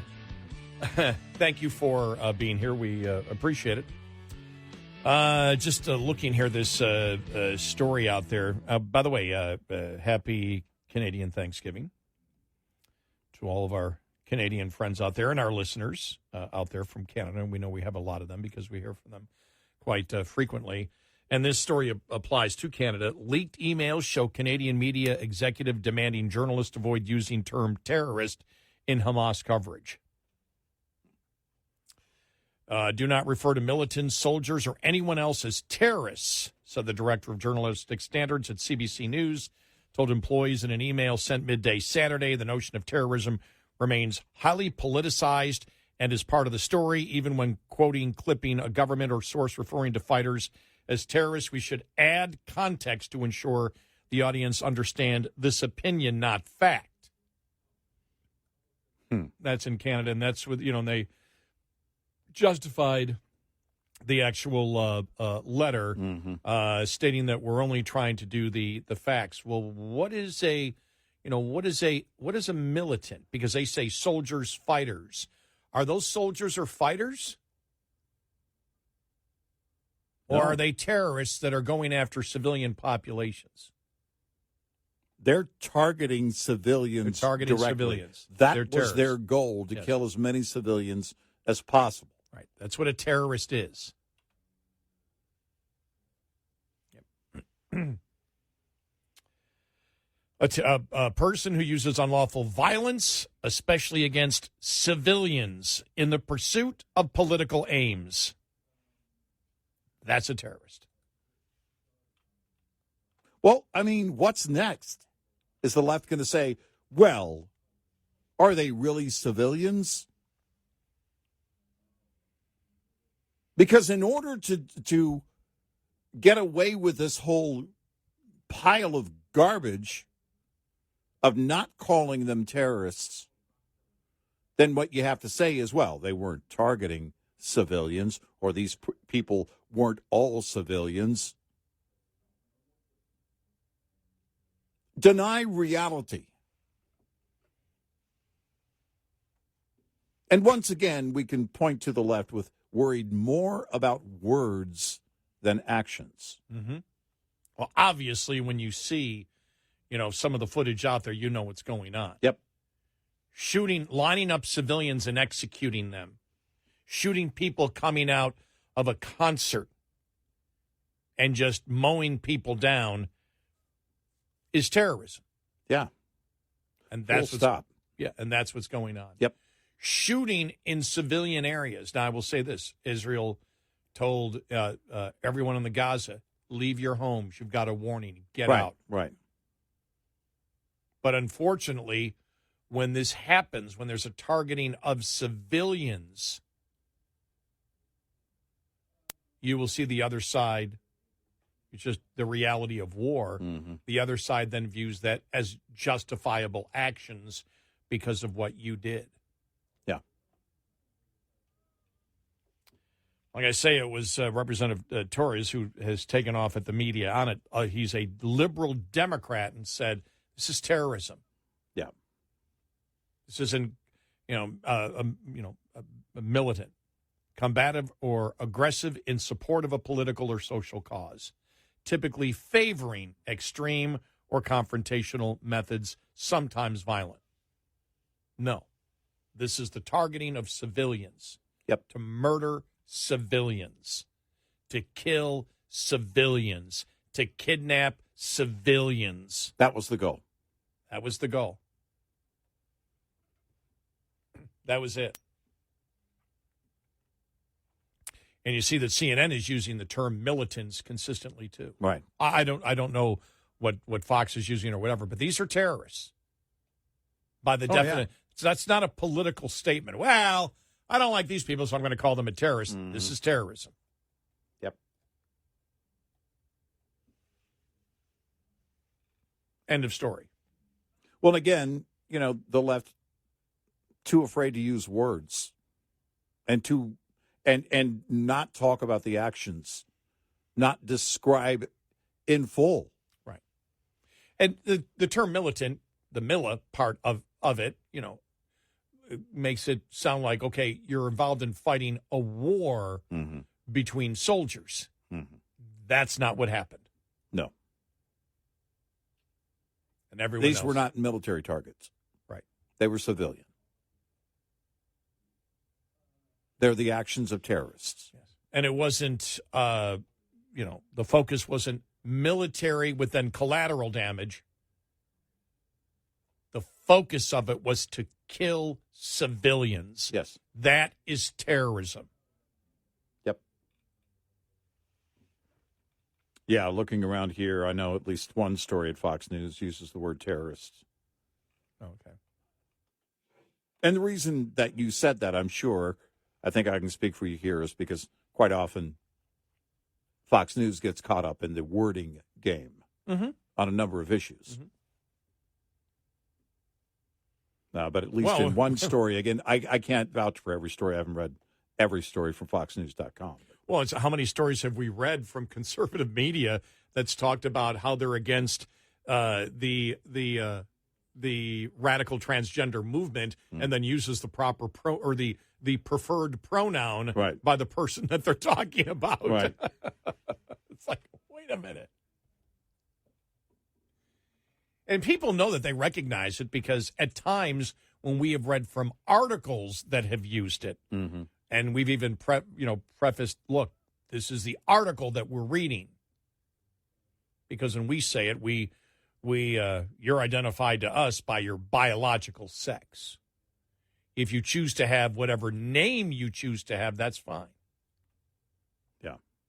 Right. Doesn't matter to us. But when you want to identify yourself and it's scientifically incorrect, that's where we stop.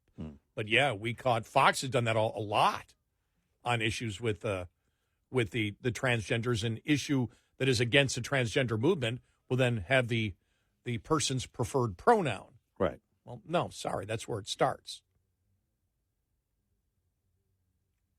So yeah, that's I think it's important to see how the media is covering it. We know how it's going to be interesting to see today what happens, and this week what happens just in general from the Republicans and the attack on for example, how the Democrat leadership responds to the reprehensible things that members of the squad have thrown out. Well, and again, that's where, when we talk about it, it has been over and over again showing deference to terrorists. And that shouldn't be tolerated at all. It shouldn't be tolerated. And yet they still get away with it. And they get away with it because the liberal media allows them to get away with it. They're part of it as well. These are activists in these newsrooms. Here's something I didn't know that did not get much publicity. National Review had it. Phil Klein. When Hamas launched a brutal assault on Israel overnight, the Biden administration's Office of Palestinian Affairs initially called on Israel to refrain from violence and retaliatory attacks before deleting the post.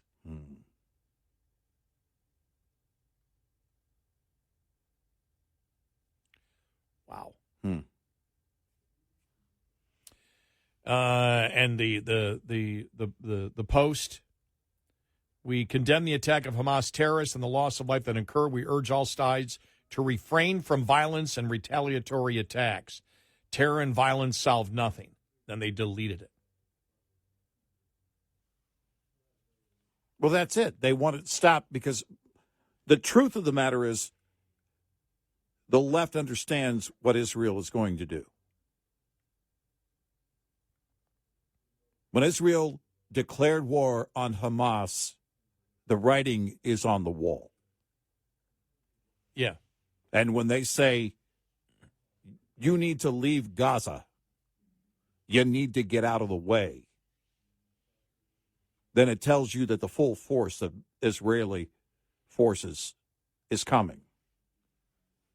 And they know that. And the left knows that. Instead of condemning these terrorist attacks, we just want peace. Where's the call by the media to condemn these attacks? Why aren't you condemning these terrorist attacks? They're seeking out civilians, hundreds of them, at a music festival. This is by design. It was their plan. The actions of terrorism, once again, right in front of our eyes, and we're too afraid to use words because we might offend someone? Look, the result is no different. It is the liberals will be first to look at any type of mass murder and say it's domestic terrorism, correct? Mm-hmm. Oh, yeah. We'll have 1,000 of them doing what happened here. Right. Well, all of a sudden it becomes a militant. Right. At CNN.com, using the word fighters. Hamas fighters. Yep.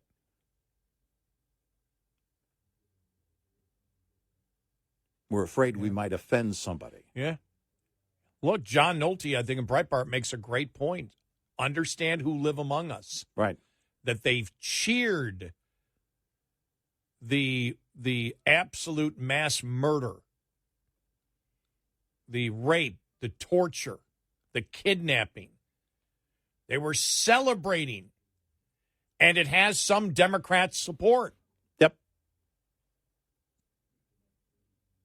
How can there not be clear and complete condemnation? 866-90-RED-EYE. Brought to you by Hot Shot Secret. Hi, I'm Jen Loomis, a transport safety expert at JJ Keller, and I'm here to share a tip on speed and space management. In order to manage speed, you need to understand the 4 factors involved in stopping a vehicle. Perception distance is the distance a vehicle travels from the time you see a hazard until your brain recognizes it. The perception time for an alert driver is approximately 3/4 of a second. Reaction distance is the distance a vehicle travels from the time your brain tells your foot to move from the accelerator until your foot hits the brake pedal. The average driver has a reaction time of 3/4 of a second. Brake lag distance also needs to be taken into account. When operating a vehicle with air brakes, it takes about half a second for the mechanical operation to take place. Finally, braking distance is the distance it takes a vehicle to stop once the brakes are applied. Braking distance is affected by the weight, length, and speed of the vehicle, as well as road condition. This tip was brought to you by J.J. Keller and Associates. Visit us at jjkeller.com. Coming up, more with Gary McNamara and Eric Harley. It's Red Eye Radio.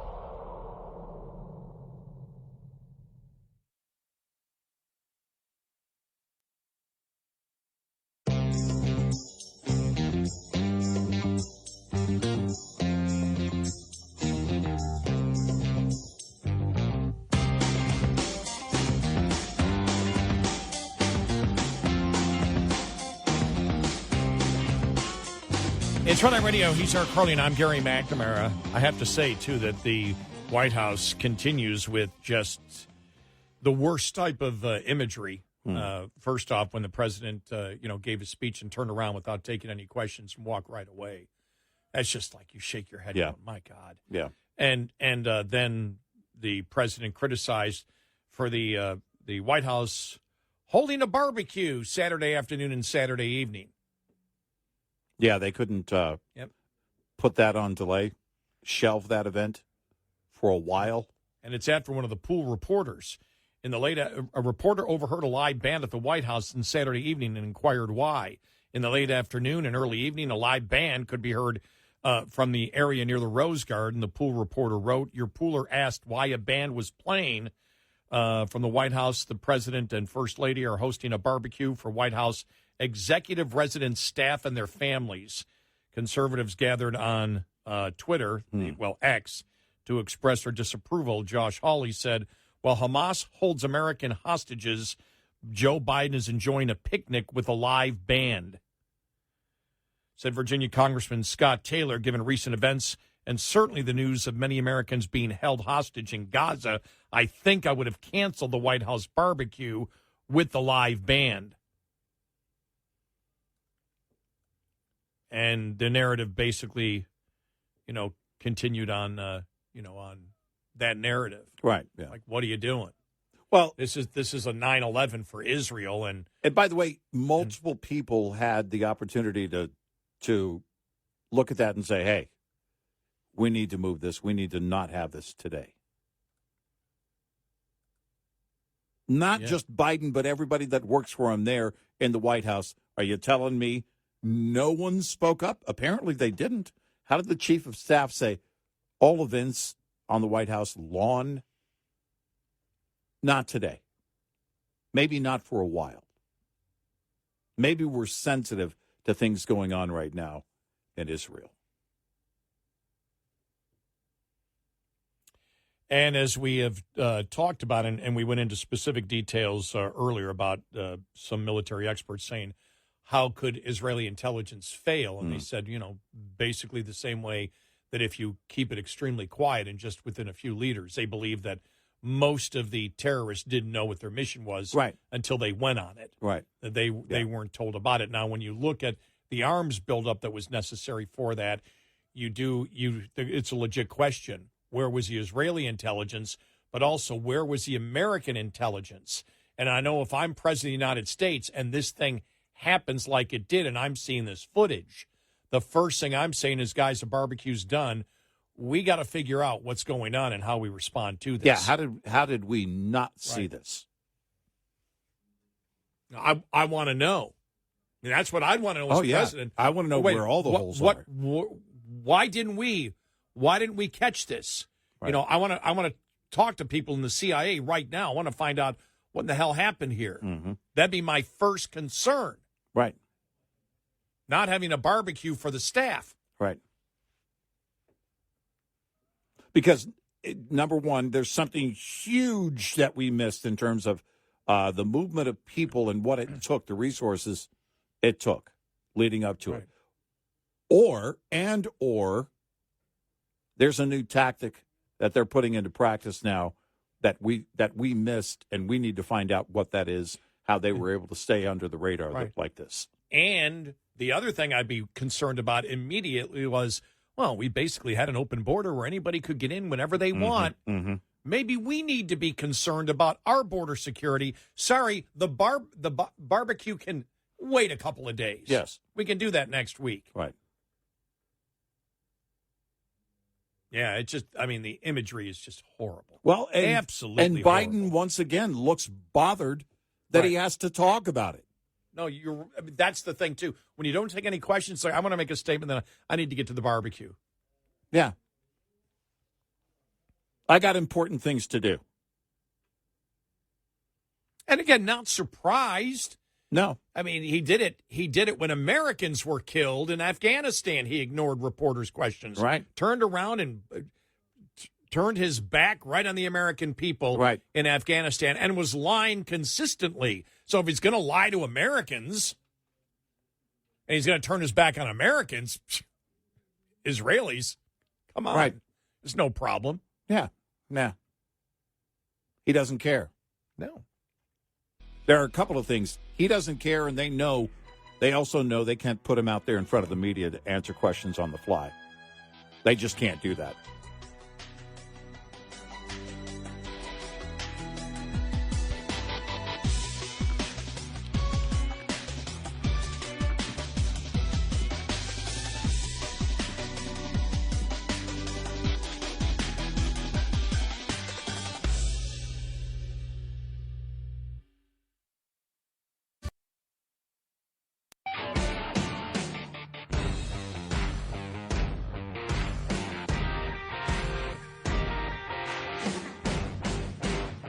You're listening to Red Eye Radio from the Uniden America Studios.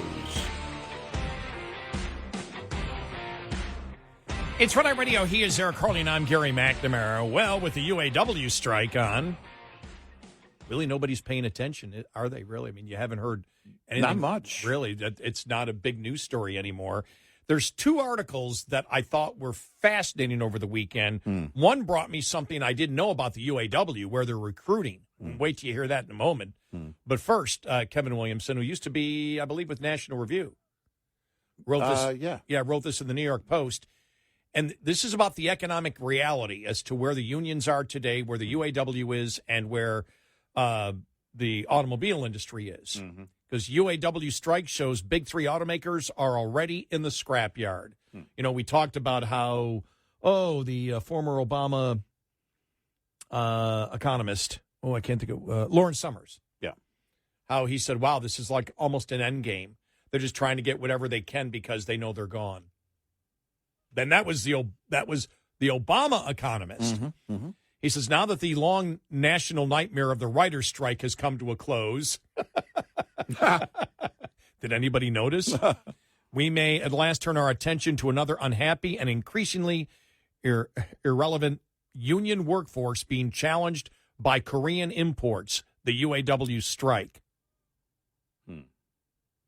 What Squid Game is to Hollywood writers, the Hyundai sedan is to the U.S. auto industry, a product that has the bosses wondering what exactly they are getting for those inflated union wages at home. The thing is, Detroit doesn't matter. Not very much, not in the big picture. We still talk about the big three domestic automakers, which is wrong in two ways. There aren't three of them, and they're not that big. Stellantis, the company that owns Dodge, Ram, and Jeep brands, is not a U.S. company, having been absorbed by a Netherlands-based firm more than a decade ago. That's what we got for two Chrysler bailouts. Ford is the larger of the two remaining members of the big three.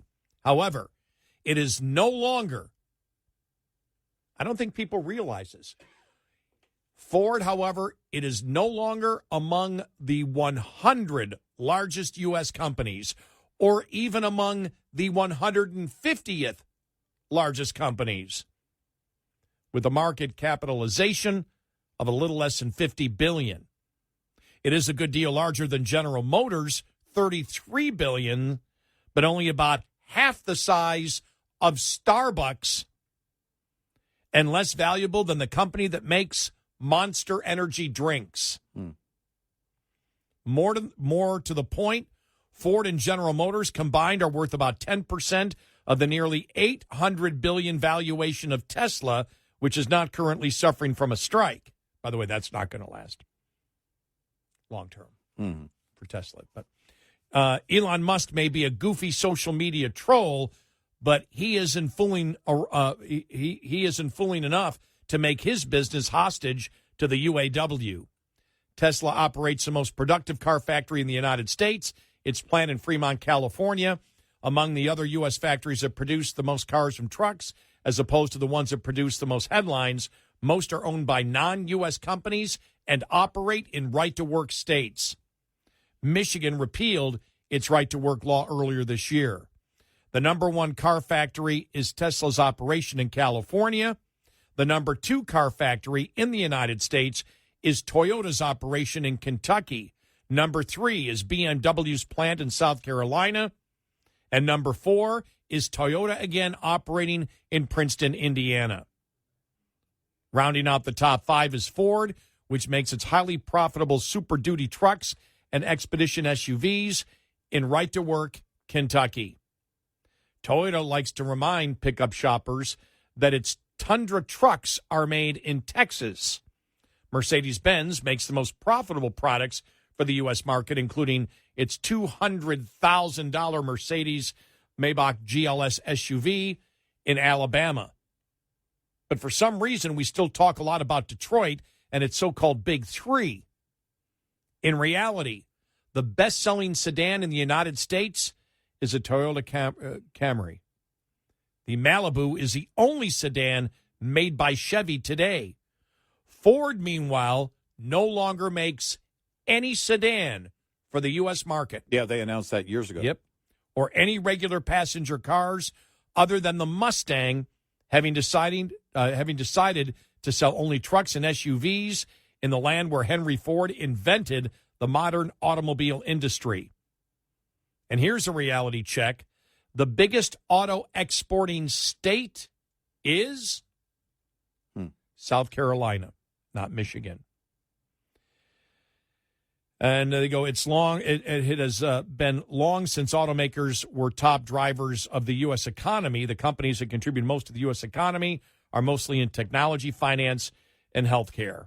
The UAW is a relic of a time in which brawn, men turning wrenches and lifting things, was a critical economic input. That is no longer the case, which is why the largest private sector employers in the United States are not manufacturers, but shops and fleets.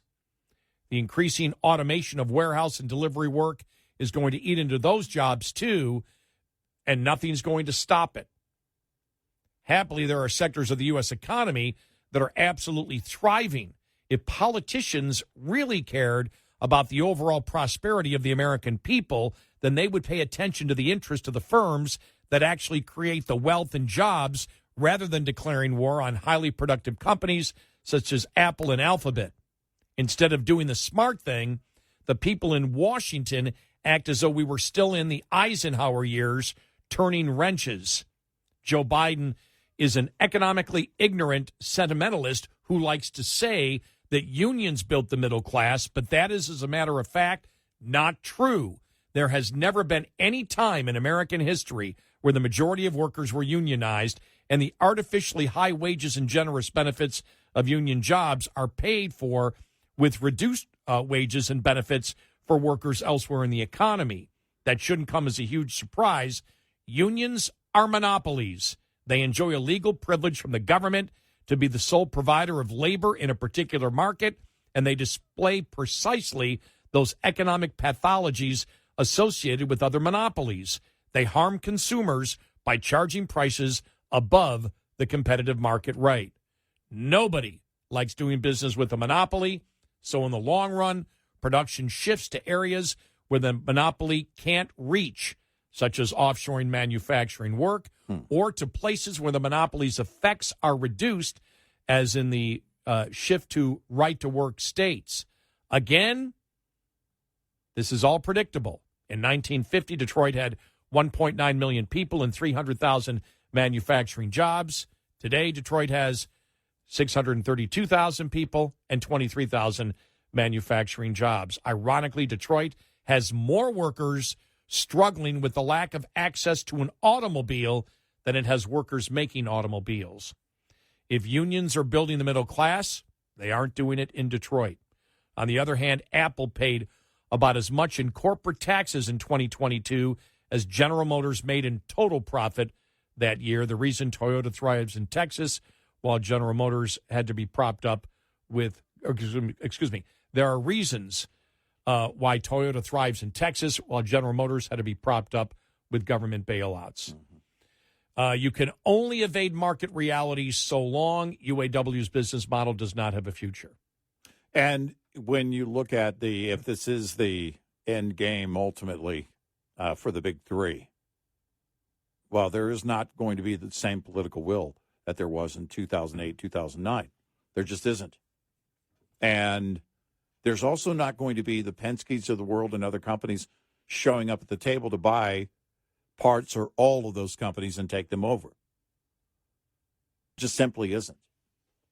With the exception of maybe another EV company, but they're not going to be doing business. They're not going to be doing manufacturing in a union state. That just isn't going to happen. They're not going to buy into something where they put their own death knell in the coffin to begin with. They might buy in some property rights and pieces. But if this is the end game of the big three, then it will mean, unless there is a reversal of the EV mandates, then it will mean just that, the end. Yeah. And you have, this is an article written, you wonder, okay, where's the UAW expanding? Mm-hmm. I didn't know this. United Auto Workers President Shawn Fain says his union strike, this is the Wall Street Journal, is about the working class fighting corporate greed and elites. President Biden seems to agree, yet that narrative is betrayed by the UAW's fast-growing membership at elite public and nonprofit universities where academic workers are bargaining for living wages. California's public universities now employ about 58,000 UAW members, more than any of Detroit's big three automakers. In 2021, the union boasted about 100,000 academic members nationwide. It may soon have more members on college campuses than in car manufacturing. While the UAW has struggled to organize employees of foreign automakers and Tesla, it is recruiting new members in graduate student employees who earn far less than those in the auto industry. Greedy universities, where the ultimate elites are in this country, exploit graduate students for cheap labor. leaving many unable to find gainful employment after finishing their degrees. On September 21st, more than 3,000 Northeastern University grad students voted to join the UAW. Man, they're doomed if they think that's where their success is going to be. This shows the desperation of the UAW. 5 days later, graduate and postdoctoral students at the California Institute of Technology announced they had collected enough UAW authorization cards to unionize. On September 29th, the union won an election to represent more than 1,000 graduate student workers at the University of Maine. Graduate student workers at Harvard, New York University, and Columbia have also joined the UAW. This growing academic proletariat is demanding higher pay for teaching undergraduates, grading coursework, and conducting research for tenured professors who earn multiples more and work less. A 6-day strike last fall by UC graduate workers ended shortly before Christmas when the university agreed to increase pay and benefits.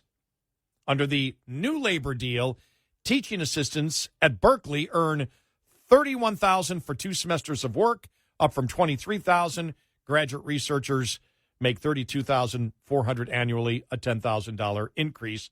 Auto workers are paid considerably more. But it shows you where all the unions are going. Unions are moving out of the private sector, right, and into where labor never wanted to go.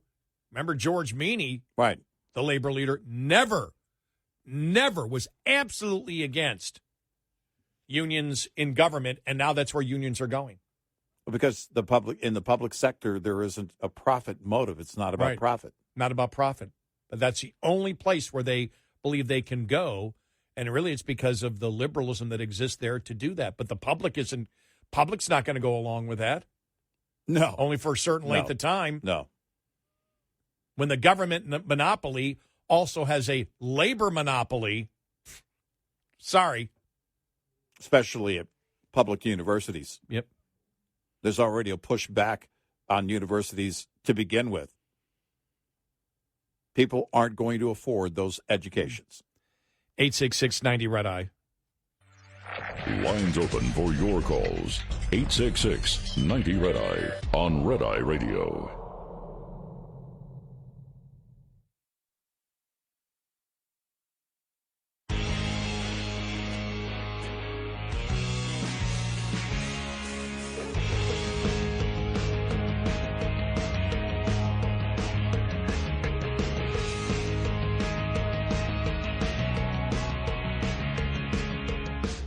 It's Red Eye Radio. He's Eric Carly, and I'm Gary McNamara.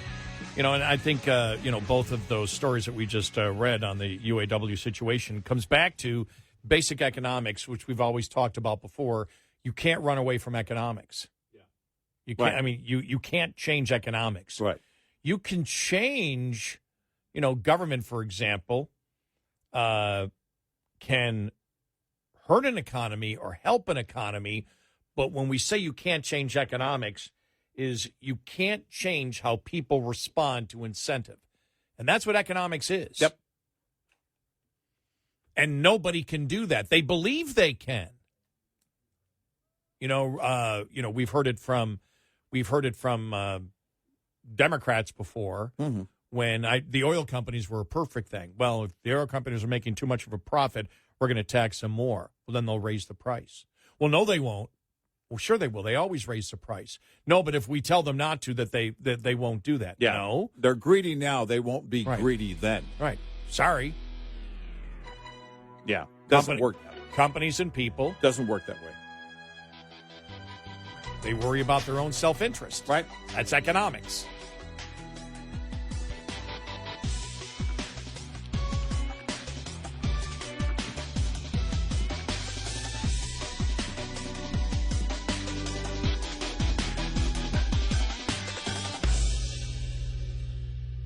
This is Red Eye Radio on